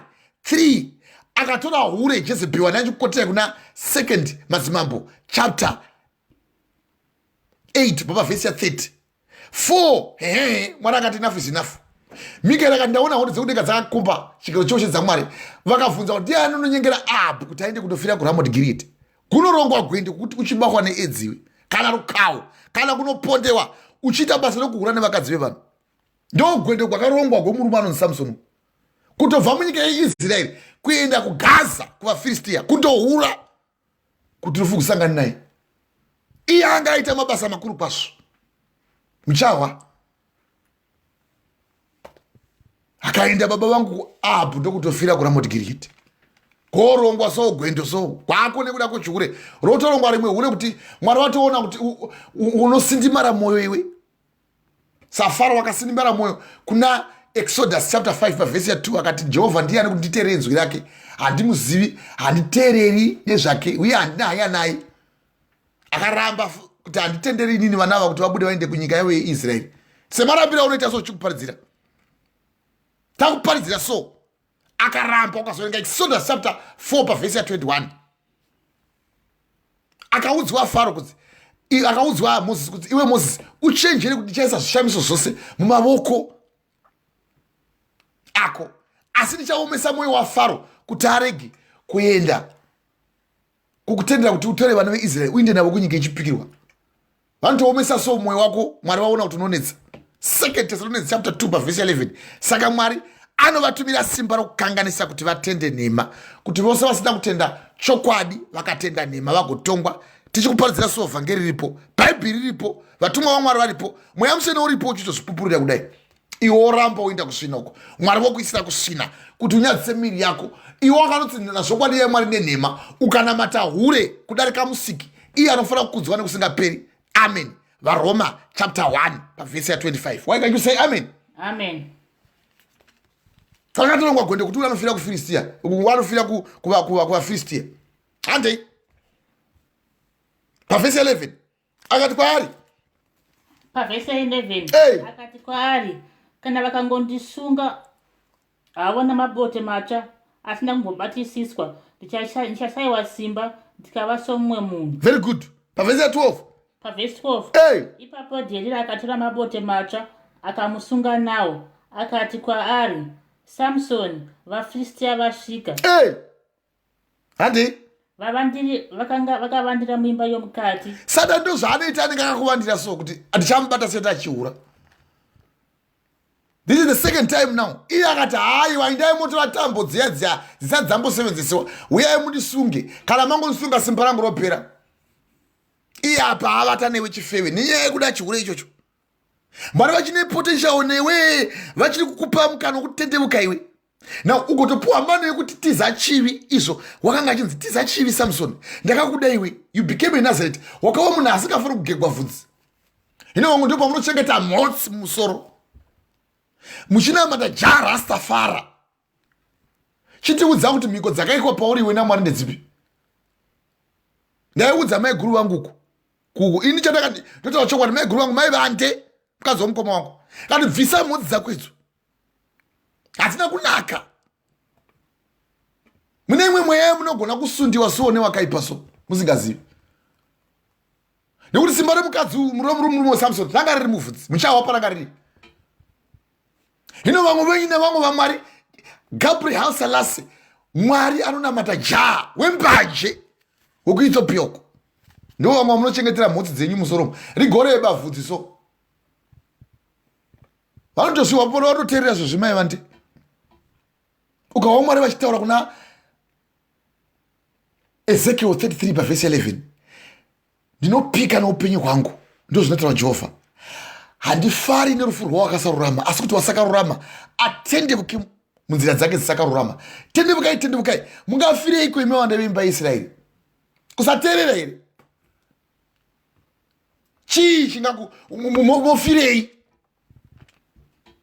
Iwo wakamboona chaicho akatogara chaicho baba vachitoti ndine mukadzi anenge aine mhotsi musoro ndiani. Ndo zvikozoita kuti vamwe varume vakutize iso anotiza murume so nokusateerera wototsamwa ariko akatsamwa kuna Genesis chapter 4 murume anonzi Cain auya nemuriwo nemakavichi, auya nemakerotsi, mwana akati handigamuchiri ini rude, auya netsebo dzakomana akati handigamuchiri ini.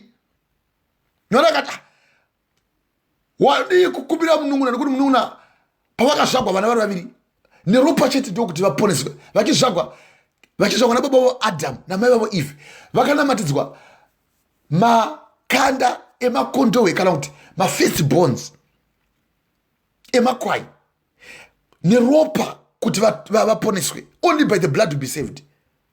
Chinun'una Cain, Abel chichiunza makwai, iye hana kukumbira. Mwari wotobvunza kuti ko wadii kukumbira munun'una wake, chiso chake chikaunyana, hana kugamuchira ndokubva atsamwa. Mwari wakabvunza kuti watsamwi, chiso chako chaunyana sei? Genesis chapter 4 verse 6 verse 8. Genesis chapter 6 verse chapter 4 verse 6. Genesis chapter 4 verse 6 kusvika verse 8. Aripo vanenge akanoteerera kuti vataura izvo here. Zvino pano takadamwa nedenga kupupura zvokwadi, ende kana iri yechifeve tinotaura zvakanaka. Mwari wakati ko watsamwi, chiso chake chaunyana nei? Ko ukaita zvakanaka ungafariwo here? Tarira ukaita zvakaipa, zvivi zvinokuvandira nepamukova nepamawindo, asi iwe ngazvikuwane utize, zviwane ugotiza. So akatsamwa akagumbuka ndokutozodouraya mukomoko. Watsamwi, chiso chake chaunyana nei? Unounyana chiso, mharidzo ndeyako here? Iri yaMwari. Bhaibheri harisi remunhu, nderaMwari. Munotisiwa so, vamwe varume vanotiza so, nemweya imwe vanozviisa so pauri so. Yotogara pauri so, murume wanotohurawo nekuti pane mweya uri mauri. Usiri wakuhura chaiwo, murume wanotohurawo wotanga kuzosora murume kuti wahurirei iwo uri iwe nyakupara, ndiwo muparanzongo. Ende zivei kuti pandoparidzai ndi ndakagadzwa nemweya mutsvene. Handingoparidzi zvinhu zvokungotaura zvobuda muromo mangu kaini. Mukavapora achidziye nemweya mutsvene, inda pamberi pavo. Uye Jesu vakanga vataura kuti musatya pamunombira pamberi pavo, kuna Matthew chapter 10. Ini ndichaisa mumashoko angu muromo menyu kuti mutaure, musatya. Musavatya kana vanotouraya nyama, asi ityai anouraya nyama nemweya. Paul achimira pamberi paAugustus naFestus akati ndikutyini, ndinotya uyo wandakasangana naye ndikadonha, ndikaona rima, ndikaiswa pamberi paAnaniasi akanamatira, ndikabva makwanda pameso pangu ndava bofu. Saka imunotonga neutoro nekusarurama ndisei kuna Caesar ku Roma uku. Ndosaka anga ukota nyaya yekuti akavaisira kusvina kuti vanyadzise miri yavo. Angotaura vaRoma, kuvaRoma uku achitaurira vaJudha vakanga vachiita zvakaipoko, vaida kumuuraya nechitororoso, kuti vaimuziva havo Mwari asi havana kumuvonga kana kumukudza, vakasvibisa nemwoyo yavo isina zivo, vachiti vakachenjera ivo vari mapenzi. Saka Mwari mukuchiva kwemwoyo yavo akavaisira kusvina kuti vanyadzise miri yavo. Avo vakatsinina zvokwadi yaMwari nenhema, vakadamana vachisikwa kudarika musiki, iye anofanira kukudzwa neusingaperi. Amen. Why can you say amen? VaRoma chapter 1 kubva vhesi 22 kusvika vhesi 25. Aitomhomera uko achitotuka achisvemerera vaJudha vakanga vachida kumuuraya uko. Asvika kuvaRoma akati ndapinda manje kuna Caesar, maida kundiuraya ini. Waitaura mweya mutsvene wakamugadza uri pamusoro pake, yakakotwa nemwanakomana womunhu kuna Luka chapter 4 vhesi 18 kuti mweya mutsvene uri pamusoro pangu wakandigadza kuti ndiparidze ivhangeri kuvarombo, ndisunudza ava mapofu, ndisunungura ava vakasungwa, niwe ndizosunungura ava vakatapwa. Ndo yatiri kuparidzai. Haleluya, haleluya, haleluya. Iye ndokudambura akati mandiudza ndokudambura iwai, akadambura futi handei mai chimuzikai. Ipapo akadambura kwake soruchinda. Very good. Pavhesi 13 Dherira akati kuna Samsoni, kusvikira zvino wakanga uchingondidadira kurevera nhema, chindiudzako kuti ungasunga nei? Zvino apa manje uri ndo parenga robheja manje. Apa manje ndo paunenge wodzonza ndinokutrasta mine muchambovatana pamwe necondom baba vangu kana mai vangu muchidza protection yakanaka. Majairira namanje chiuri chinozonetsa kuti munopesera maita fanike mavanya, nekuti mopesera maita fanike baba namai, nekuti memwana wababa namai. Nekuti 1 Corinthians chapter 6 pavhesi 16, kana ukasanganiswa nemhombwe iwawa mhombwewo, nekuti iye anoti avo vaviri vachava nyama imwe chete. Munenge mava baba namai, zviya zvekondo munopesera matata trastana chera shoko. Hepano ndo pakupinda manje muguyu kusukira kuzheumbe mukati muzere tumbuyu ndopamopinda manje motititi muedzi baba wangu kana murukawo famba. Dherira akati pavhesi 13 pavhesi 13 Dherira akati kuna Samson, kusvikira zvino wakanga uchingondidadira uchindirevera nhema kuti hatingarambi tichikuenda zvemagodhomu baba. Maindirevera nhema imoti motitrust hamutrust. Nhasi kana musingadi chibva yenyu bvai mavabva panapa but inini nedoko ndakakuitai kudai so regai yenyu Mwari vanokutongai. Nemi baba vangu nenyura chihure manje wasvete wamanje mweya waDherira wakubatai manje nomema chituzu manje baba kake chitiri manje apa ndipo pomudurura gose ndopomosvika manje mubako handei mai chindiudzako kuti ungasungwa nei. Akati kwaari, kana ukarukira mhotsi nomwe dzebvudzi remumusoro wangu pamwe chete nomucheka unorukwa. Very good. Pavhesi 14 iye akarisunga nembambo. Akati kwaari, Samson vaFiristia vauya. Ipapo akadini? Ipapo akapepuka pahope dzake akadini? Akavhomora mbambo yendanda pamwe chete nomucheka wakarukwa. Izvo zvose uchiita izvo unofunga unenge wakangwara zvako. Ende urere chiona usafunga kuti pane paroda kuhwina uye Satani haaregi munhu wake asati ahwina. Waida kutohwina apa. Tiri kupaziva kuti budai mumweya wechihure uko. Munonyengeregwa so mugopedzisira mapinda mukufa murufu nekuda chihure so. Inopaziva kana baba vangu chaivo ndovaparidza ndakavaudza ndikati chihure siyai. Vekuti zvona chaivo chaivo. Vakatombotsangwa paona kati chihure siyai. Mwari vanovenga kurambana. Kasaka unoreve chiri kati kana makandorambana namai mufana kudzokerana kwati wanditindira ndidande hauchadi nekuti bhaibheri rinotiro unofana kuwana mukadzi wako waunodisisa ufare mazuva ose rikati ndezvenyama izvo kwete zvemweya. Wazvireve chinyi? Ndakauya kuzokanda moto panyu panyika. Luke chapter 12 pavhesi ya 49 ndakauya kuzokanda moto panyu panyika. Zvino ndinotidai watobatidzwa hawo ndero rupapatidzo kwatichapaparidza nango asi ndinomanikidzwa sei kusvika zvichiitika. Mufunga ndakauya kuzopa rugaro pano panyika ndoti kwamuri kwete asi kuzopesana. Kubva zvino vashanu veimba chimwe chete vachapesana, vatatu pavaviri, vaviri pavatatu, baba mwanakomana baba. Ipapo takagwa hatakutozombowirirana. Vakadzimara vawana mudzimai wavo vanayo. Bhuku yangu yetsanangura kuna Matthew chapter 19 pavhesi ya 9. Ramba mukadzi wako pachikonzero chimwe chete cheufeve. Bhuku yangu yetsanangura kuna Korinde vekutanga chapter 5 pavhesi ya 7 pamusoro penyaya yeupombwe. Sarambana, Mwari vanovenga kurambana so. Mukadzi wangu akazodai vakazombodai mutakarechana alright iye mukadzi wangu ari muno zvizhinji zvakadini zvaanotadza kana zvandotadza ndadii kuzomuramba. Izvo ndiri kutoparidzira iwe uri kuriwa. Woti vanga vachiparidza pamusoro pababa wako kwete nepako iwe. Uchida kundohura wakopesera watorambana nemukadzi wako uchida hure. Ende vamwe zvinotanga nekuvuka futi nenyaya dzeng'anga idzi. Nokuti unenge ukangoita chivi chokutanga zvose zvivi zvatova kwauri. Ndosaka ndakukoterai kuna Jacobo chapter 2 pavhesi ya 10. Ani nani anodarika muromo mumwe chete wawane mhosva kune yose. Mwari vachimupa grace period yekuti tendeuka iye hadi.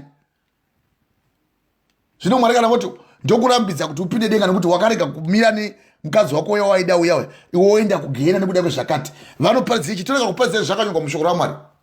Unofunga tonyeredza vhesi inotaura chivi chako. Hatinyenyeredzi tsamwa. Ende kana watsamwa unofanira kutendeuka. Ndapokuudzai Numbers 23 pavhesi ya 19. Mwari asiri munhu angatendeuka kana mwanango muno munhu angashanduka. Chaangareva akasaita, chaangataura akasazadzisa, achakutongai chete.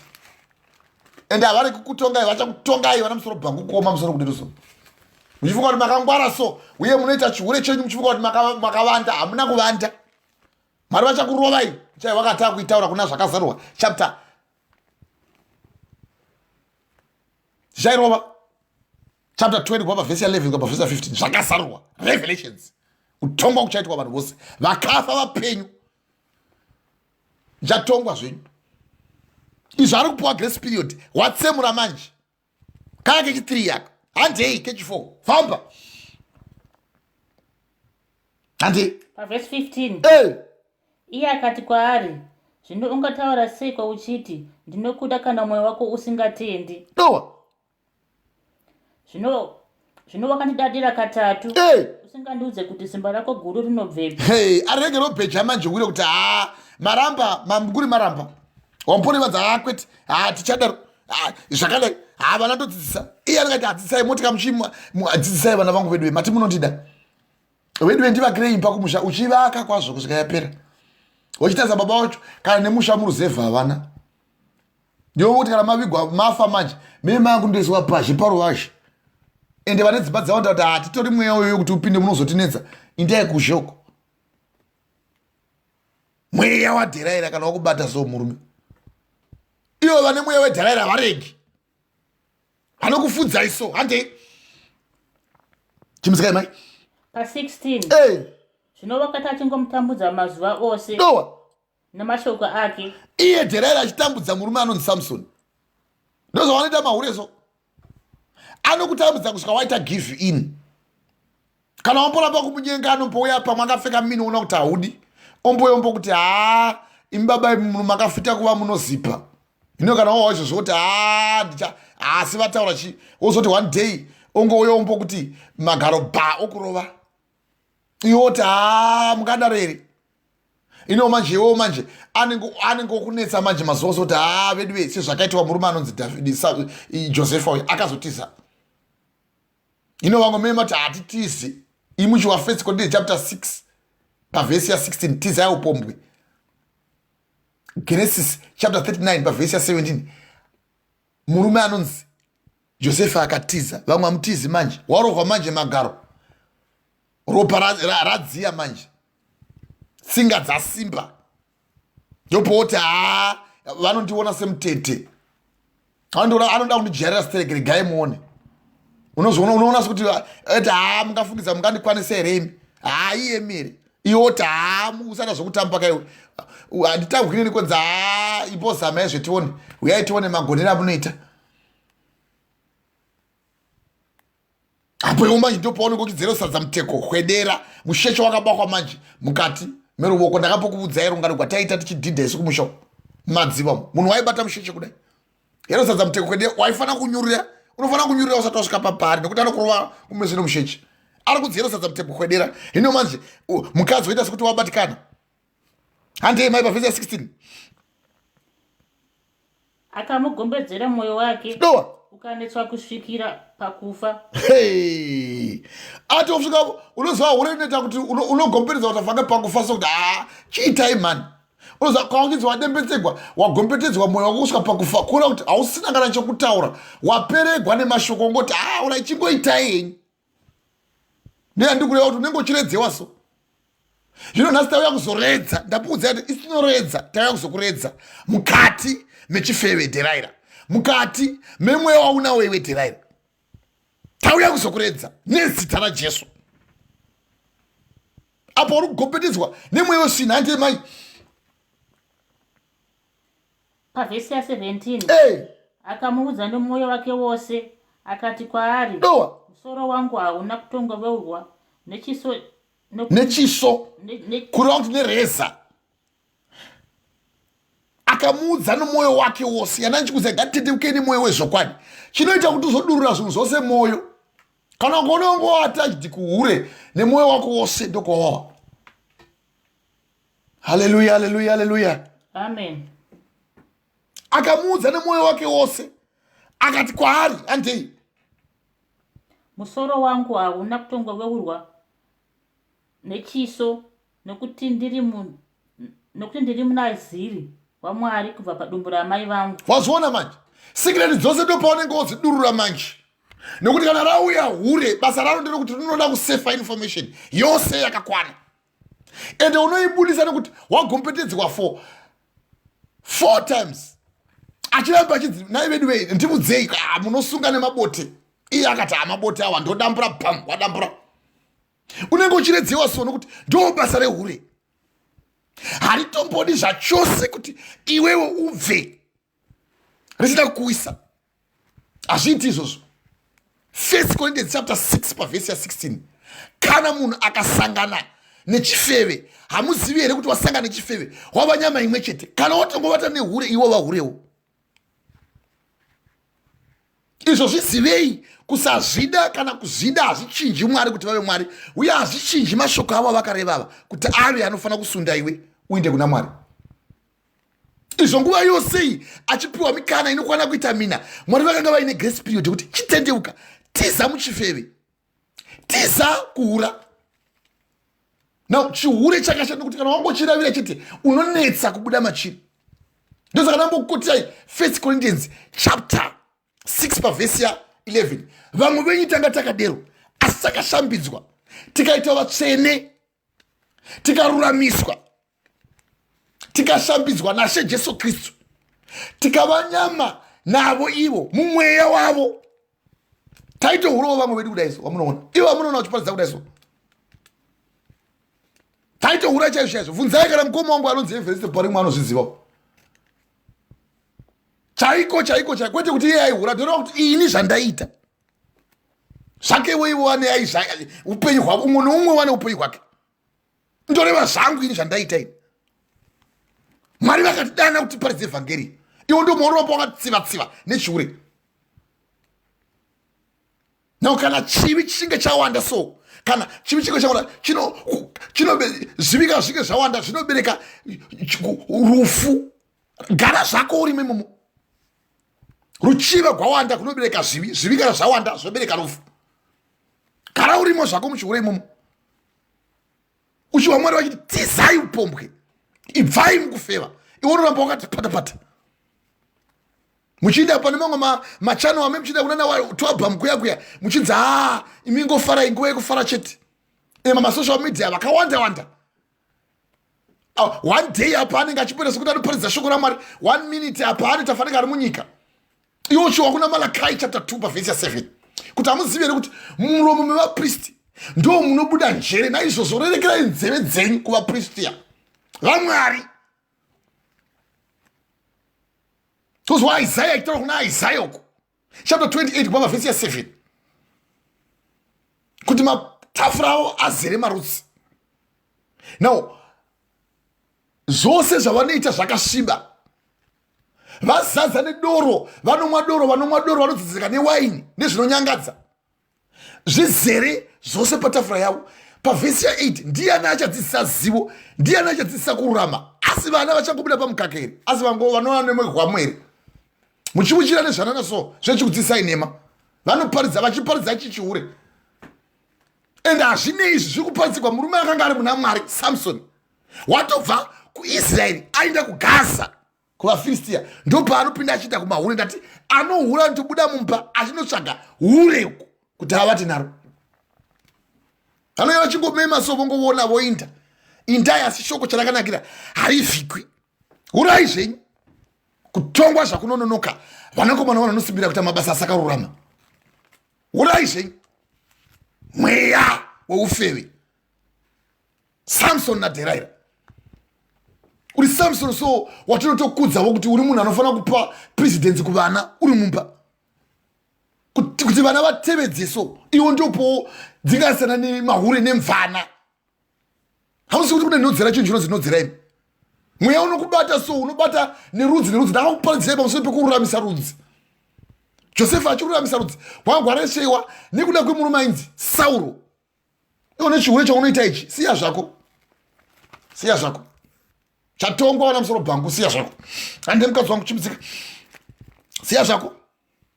Chatongwa hande chimudzika zvinyu mai. Pavhesi 17 akamuudza nomwoyo wake wose. Ndo zvinongoitika chete kana mwoyo uchinge wangova nezvakawanda, mwoyo wako wakasvika pakuomegwa, kuparara so, kuomegwa mwoyo wake so, avhunziwa so nehure. Uchasvika riniko uchiramba uchindivanzirayo? Haundibudzi chokwadi. Iwo kana uchindida wadii kutaura chokwadi izere, unotaura chizvisiri izvo. Munonyengerwa so semateme sembira, kodzimbira inoria izvo izideme ziganga mwiwa riya nehure. Mweya waDherira nonyengerwa so nekuda kudya kamwe kurege kuva kuone mhombwe kana asina hanya naMwari. saisau wakatengesa mutangwe nekuda kudya kamwe chete masikumbo mamwe pamwe anguri amwe mapirisi okuuraya chaiko chaiko undonoongo tititititi ende vhangeri vazhinji vakawanda vakatobuda mandiri havachatopoti kufamba nene vazhinji ndakawadza vachingati aindai uye ndakakuzvumura sefred marequest kuti ndakati bhuku yangu sinangwa kuti muti upi noupi usingabereki zvibereko zvakanaka unotemwa maguma ava maviri Matthew chapter 7 pavhesi ya19 unotemwa wopiswa maguma ava maviri imi zvibereko zvenyoka hapana chakanaka chingabuda muromo mei nokuti pakadzika pemoyo ndozotaura pakadzika pemoyo ndozotaura muromo uyu ndozvaunotaura Matthew chapter 12 pavhesi ya 34 chimizikai mai tipese zvedu taura pesa ndimai akati kwaari musoro wangu hauna kutongoveurwa nechiso secret dzobuda manje nepayslip yose ndopeyobuda nemari badi yaunotambira kubasa ndopeyobuda achibata ine payslip mai vekupa havabetseri nechihureso apa satani akakuvandira machinda vafirisia vakamuvandira vakati tichakubhadhara chete nokuti mweya wesina unoenda unoripota kuna satani kuti tamugona tazomugona manje wabakwa nerukawo wabakwa red handed 2 AIDS yamubata 3 STD yamubata iona ravadunhu manje hachazivi neimba yake okuseka manje satani asi munhu wakasati amunyadzisa handei mai nokuti ndiri munaziri waMwari padumbu ramai vangu uri munhu waMwari so wotoshanduka so nokuda kweuri ndiri munaziri waMwari kubva padumbu ramai vangu zvine unochengeta dhredhi uri munaziriwe vana venyoka ndianakakuudzai kutiza kwokutsamwa kokunouya Matthew chapter 3 pavhesi ya 6 vana venyoka ndianakakuudzai kutiza kwokutsamwa kokunouya kurega kutendeuka kuna Mwari handei mai kana ndikaveurwa simba rangu richabva kwandiri ndingashayiwa simba ndikaita somumwe munhu wanga apinda manje azipigwa kachiveura zvako vhudzi handazokuwa mwoyo wagamuchira manje chivi chechihure nokuti mazuva anga awandaka anenge awanda mazuva baba muchienda muchindohura uku muchifudziwa nehure uku chiwa manje mabasa manje ekureurira manje mwoyo wako kuna satani matengesa mwoyo wenyu kuna satani baba imba haichachengeteki manje matengesa manje machibvisai ini zvokuti muramba muchiti vatanini musina zvekuputira makondomu toramba munditrasiwo kuti kondomu arada basa atagarisa tava nenguva yakadi zviya 3 years 2 years 2 weeks tozivana mani ipo ndokunyora kwenyu baba vangu mai motodza mukarega kunditrasa inga ndokupaiwa nemari imi mai vangu wosimusi morasha hatisi kuti vanhu ngavahure nemakondomu tiri kuti ndozvo ndatinini kuchiva kana kwawanda kunobereka zvivi uye kana zvivi zvawanda zvinobereka rufu why can you say amen chimisikai mai handei pavhesi 18 zvinodherera vakati aona kuti wamuudza nomwoyo wake wose akatuma munhu kundodana madzisha avafiristiya famba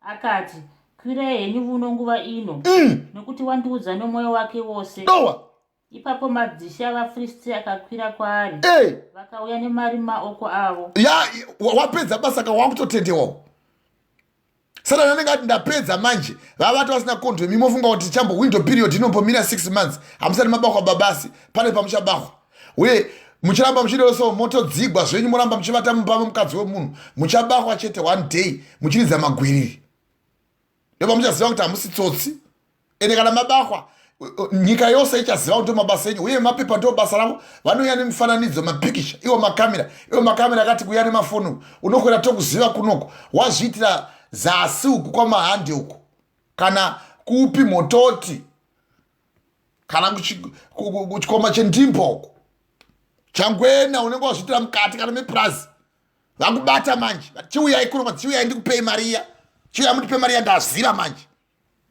ende satani kana angoziva kuti mwoyo wako iwo watambudzika ndopaanoda kukurova ipapo mwoyo wako wanga watambudzika murumo akadzika ichirova manje hambo kuwiri tsitsi satani hana munhu anowira tsitsi tichikuudza tizai chihure 1 Corinthians chapter 6 pavhesi 18 tizai upombwe asangana nemhombwe yava mhombwe handei mai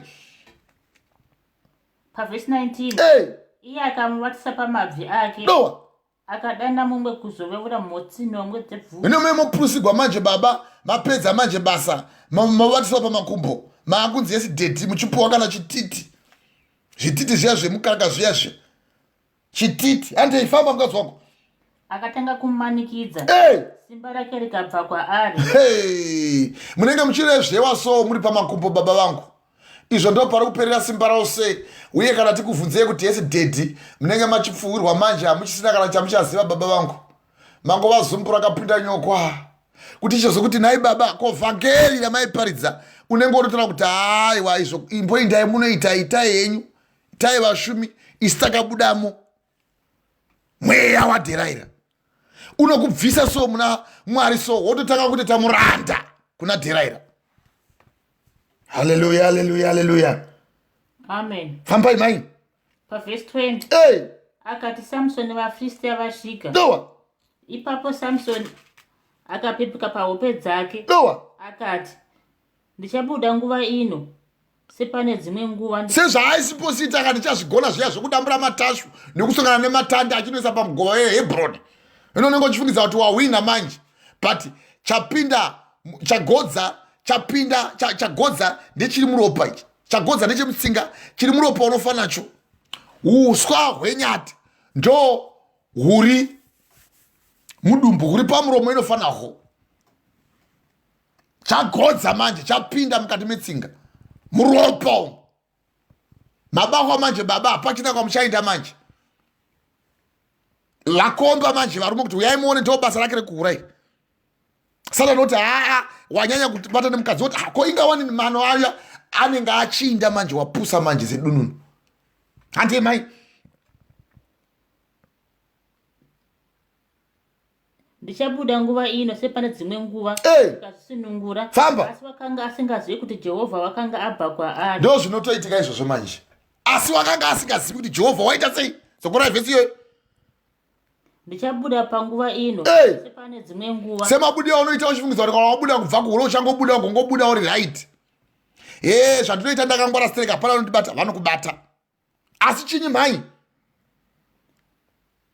ndichabuda nguva ino sepane dzimwe nguva ndikazisunungura asi wakanga asingazive kuti Jehovha wakanga abva kwaari. Nyasha dzakauya nguva yakawanda tichikuparidzira so dzakauya kumurume uyu anonzi Samson dzakawanda mazuva mazhinji achitomboreva nhema achiti chibva naMwari uyu munhu ada kuuraya chibva naMwari mwoyo wako ukasvika pakubatwa manje nekuti uri rinobata mwoyo so mwoyo usina unosvika pakukubata ugototambudzika mwa kuti wakavata panhova akatambudzikwa pamwoyo wake akapesera adurura zvose zviri pamwoyo pake akati ndiri Nazareti handakana kumbogigwa musoro wangu kubva nge zvagwa saka ukatora reza ukaveura akada kumboramba akarezva pamakumbo ndokurezviwa ndobva ataura sikireti dzose yandemai.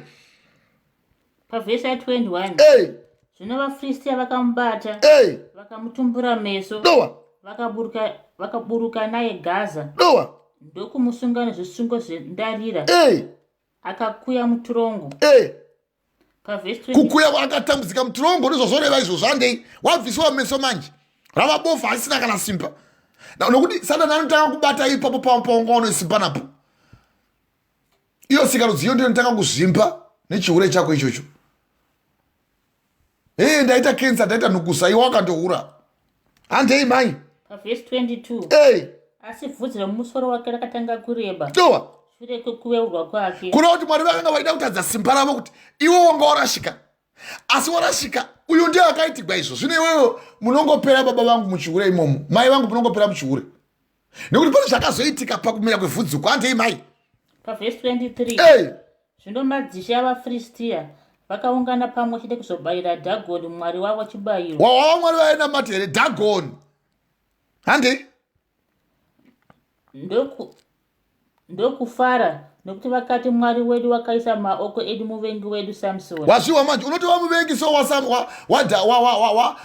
unotova muvengi waDhiabhorosi kana uchishanda basa raMwari uri mundima yaMwari uchida Mwari handei maita kupedzisa. Pavhesi 24 zvino vanhu vakati vachimuona vakarumbidza Mwari wavo nokuti vakati Mwari wedu wakaisa maoko edu muvengi wedu nomuparadzi wenyika yedu wakauraya vazhinji vedu. Pavhesi 25 handei zvino mwoyo yavo yakati yafara vakati handei mai zvino mwoyo yavo yakati yofara vakati chidai naSamson atitambure atitambire vaida kuti atodzara magitare chaiko chaiko kumuita dununu nausana kana anenge wokutambisa manje neunenge wopepereka manje semhepo oseka sokuti imbotitambira tione mhani wemhanzi iwa uchagoni kumira mhepo yengokuindisa wava mugwere imbochema ndogwadziwa chii dumbu rakazvimba nei regai kuudza mai unongofa manje sikarudzi yakazvimba kuti uchitaura kuti ndakatora mukadzi wemukoma kana mukadzi womunun'una hauchagoni handei mai zvino mwoyo yavo yakati yafara vakati chidana naSamson atitambire vakandodana Samson mutorongo akatamba pamberi pavo dowa vakamuisa pakati pemberu kuroti pakati the main center watopisa manje ravabofu kodzi chitambire iwe uchitambisiwa sona Satani anenge akupedza newe hausina kana basa manje nguva yese waimboita sewakangwara so uchitopuwa warning naMwari kuti ibva muchiure ichi iwe haudi akutora manje wava muranda manje akudzwa pamberi manje ravabofu vhudzi riri kumera zvishoma asi vari kuti toda kumbomuchichisa tamba iwe usina nguvo ndodaira kuti anga asina kana nguvo ipapo mozviti makangwara baba mozviti ndi munohura vanenge vokusekai manje vese vomuraine kuti ndimi manje munozviti makapenga chitaurai kuti zvafamba sei mabatwa manje mava nerukawo uye mabatwa manje mamazvimba dumbu mabatwa manje makurwara revururai makuita kuvavuki manje muye makupusiswa manje naiye Satani anokupusisa iso Satani kuge kutamba iko kwainotambiswa kunzi pamwe mesi achadzoka iye wototamba makuti tireurirai zvamakaita ndakahura ndikadai dumbu rangu rikadai haleluya amen Satani okutambisa sounova hande famba pavhesi 26 zvino Samson akati kumukomana vakanga akamubata ruoko rwake dowa nditendere kuti ndibate mbiru dzakatsigira imba kurova kuti akanga ari matanda akanga akabata the main poles dzakabata imba iyoyo handei mai ndizendamire padziri ndizendamire chiwa famba pavhesi 27 ndopaangoona tsvaga mano manje aMwari zvinewo mano unomawanepi uye kana ukasatendeuka sematendekero anoda kuita murume wayo iwe unongoramba uri muchihure uri mai uri mukomana uri baba uri sekuru uri mbuya haudi kubuda muchihure nyasha idzi uchazowana kupi ndosaka ndambokuudzai kuna Muparidzi chapter 3 pavhesi ya 22 saka ndakaona kuti hakuna chinhu chinopfuura ichi kuti munhu afare mabasa ake nekuti ndo mugove wake asi ndiye anogona kumudzosazve kuti aone zvinomutevera handei mai pavhesi ya 27 zvino imba yakanga izere navarume navakadzi namadzisha avaFiristia akanga arimo ose very good napamusoro pedenga pakanga pana varume navakadzi vane zviuru zvitatu 3000 handei vakanga vachitarira kutamba kwaSamson votomutambisa so kuti tambisa mareko zose mupengo iye anga ari munhu waMwari munenge mabakwa baba muri mudhikoni muri mupasta muri murume womunhu muchirespektwa musociety magazwa padare manje nyika yose yoziva ndozvamamuchiita tambai tivone simba hamuchina magegwa musoro kureva kuti mano ese aya mai vanda aya usiku muchiita hapachina mai mabakwa nemurume womunhu matituzu manje nyika yose yoziva social media yoziva kuti mai ningi nevana vanenge vakura voziva kuti mai vakabakwa nechikomba hamusodere vana vevanhu tizai upombwe handei mai pavhesi 28 ipapo Samson akadana kuna Jehovha akati Ishe Mwari ndirangarire henyu dowa ndisimbise henyu nguva inobedza very good imi Mwari nditsivireiwo meso angu maviri kuvaFiristia handei imi Mwari nditsivirwe meso angu maviri kuvaFiristia wangaoda kutotendeuka ndo zvaakagona kuita izvi kuti tisanganire kudenga wakakumbira ruregero kuna Mwari akatendeuka Mwari vakatouya panguva iyoyi kana wagona kutendeuka wadana kuna Mwari wapuwa mawarnings warega kutendeuka uye wauwa rimwe shoko rakasimba kudai so chiziva kuti Mwari ndo vanokumbirwa kwavari Mwari wakaregerera yake nguva yekusaziva asi anorayira vanhu vose vose pasi rose kuti vadini vatendeuke handei mai ipapo handei pavhesi 28 ipapo Samson akadana kuna Jehovha akati Ishe Mwari ndirangarire henyu ndisimbise henyu very good nguva inobedza very good imi Mwari nditsivirwe meso angu viri kuvaFiristia. Very good. And 29 mama. Verse 29. Hey. Samson akabata mbiru. Akabata mbiru. Akabata maporo maviri. Akabata mbiru. Akupira kuna mari. Ishe mwari wangu, ndirangarire yenyu, ndisimbise yenyu, nguva ino. Nekuti wanga woseveregwa. No, chirangarire kuti pavhudzi mwari vanga vamuwanira nyasha. Kuti watambudzwa iwe ndakuda kuti simba richiuya kwauri. Zvino nyasha dzawawana idzi, vhudzi riri kumera ndo shoko raMwari riri kuparidzwa iwe. Can you say amen? Amen. Wawanikwa nyasha vhudzi rakutanga kumera mauri iwe ndo shoko menyu riri kuuya iri.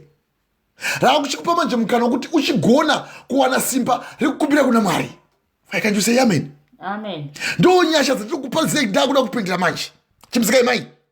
Samson akabata mbiri dzapakati dzakanga dzakatsiga imba akadzisunda ande mai. Akadzisunda. Ivo noroko rwake rworudyi. Neimwewo. Noroko rwake rworuboshwe. Very good. Pavhesi ya 30 ande. Pavhesi ya 30. Chiwa manje. Samson akati. Ngandife hangu pamwe chete navaFiristia. Dowa ngandife hangu pamwe chete navaFiristia ande mai. Akakotama nesimba rake rose. Imba ikawira pamusoro pamadzishe. Nepamusoro pavanhu vaivamo.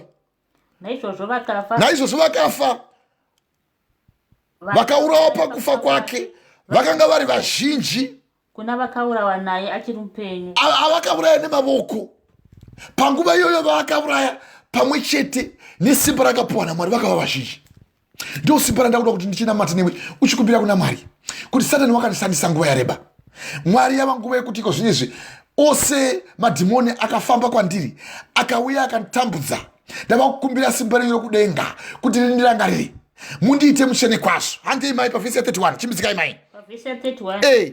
Zvino hama dzake nevose vaimba yababa vake. Vakaburukirako. Vakamutora. Vakakwira naye. Ndokunomuviga pahistori.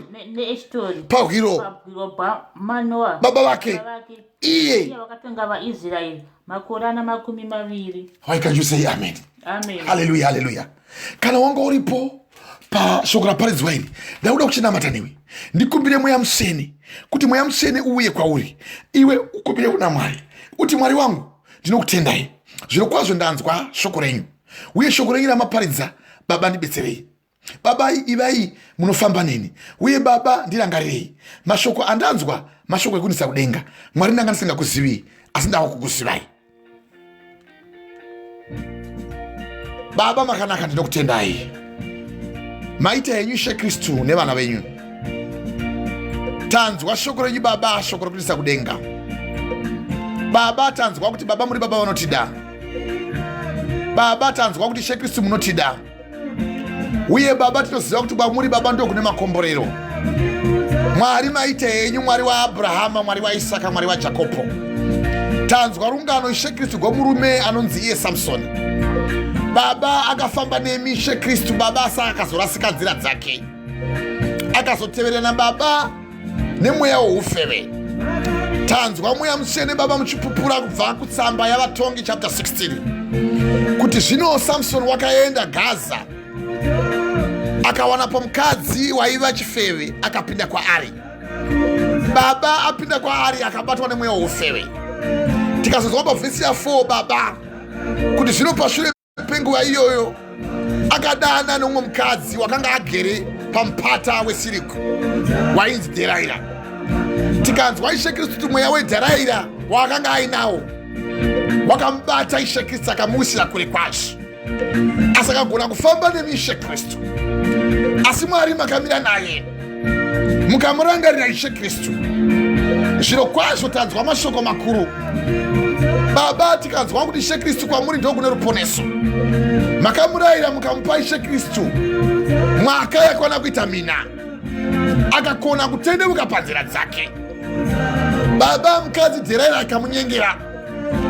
Sure kwenguva refu kwazvo moyo wake ukabatwa ukawira pasi petsoka dzemashoko aDherira. Dherira akapinda maari akachindibudza zvose zvinoita kuti simba riri mauri ribude pauri. Tikanzwa kuti baba akataura mashoko makuru. Akati kwaari, ziva kuti ini ndakasikwa pamwe chete naMwari. Handina kutombowana zviro kwazvo chiso mukati memusoro wangu, nokuti mukati mevhudzi rangu ndo mune simba. Zviro kwazvo mukadzi akamunyengetedza akati, zviro kwazvo wazondiudza chokwadi. Chiuya hako uye kuvate pamakumbo angu. Ndokudana mukomana akanga aine chiso, ndokuveurwa vhudzi akada kuita seanoramba. Asi nekuda kutadzwa kuti mweya weDherira une simba kana ukasvika pakumanikidzwa newakaipa. Akamanikidzwa kwazvo, akaveurwa musoro. Tikanzwa mashoko makuru amama kutaura Mwari.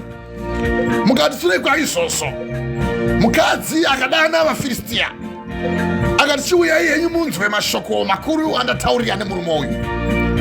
Andiudza zviro kwazvo kuti simba rake rinobva muvhudzi. Zvino ndarovera vhudzi riya. Chiuyai nezvipo zvekuripa basa randaita. Baba, tinoziva kuti wakaipa anotifima, asi Baba tibetserei.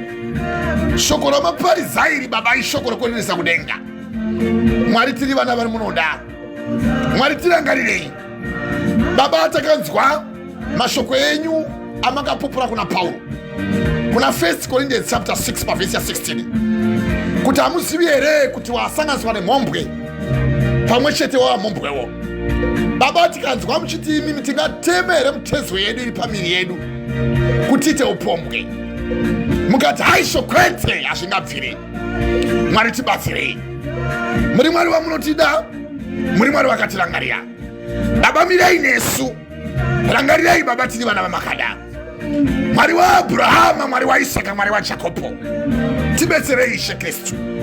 Tikanzwa vaKorinde vekutanga chapter 6 pavesi ya 18 kuti tizai upombwe, nekuti chivi chipi nechipi chinoitwa mukati memiviri munhu anotadzira muviri wake, nekuti miviri iyi haisiri yenyu, miviri iyi ndeyaMwari. Mwari tirangarirei, tiwanirei nyasha Baba. Bvisai mweya wakaipa, tirangarirei Baba. Tanzwa mashoko makuru atanzwa kubva kutsamba yaZvirebo chapter 5 kuti kurege kuva pane umwe anouya achinyengera mukadzi upenyu hwoujaya hwake namakore ako, kuti mwoyo wako uwire kune uya nemwoyo mukukutu. Mwari tibatsirei.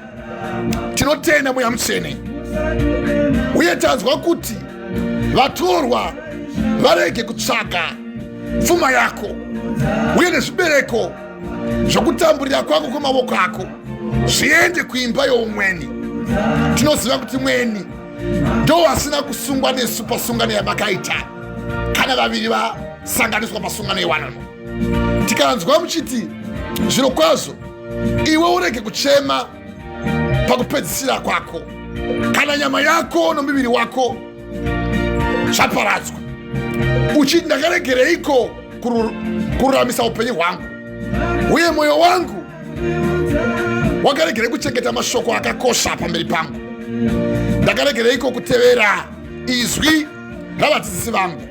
Zvirebo chapter 5 pavesi ya 13 nekusateveravo kana kurerekera nzeve dzangu kune vaindidzidzisa.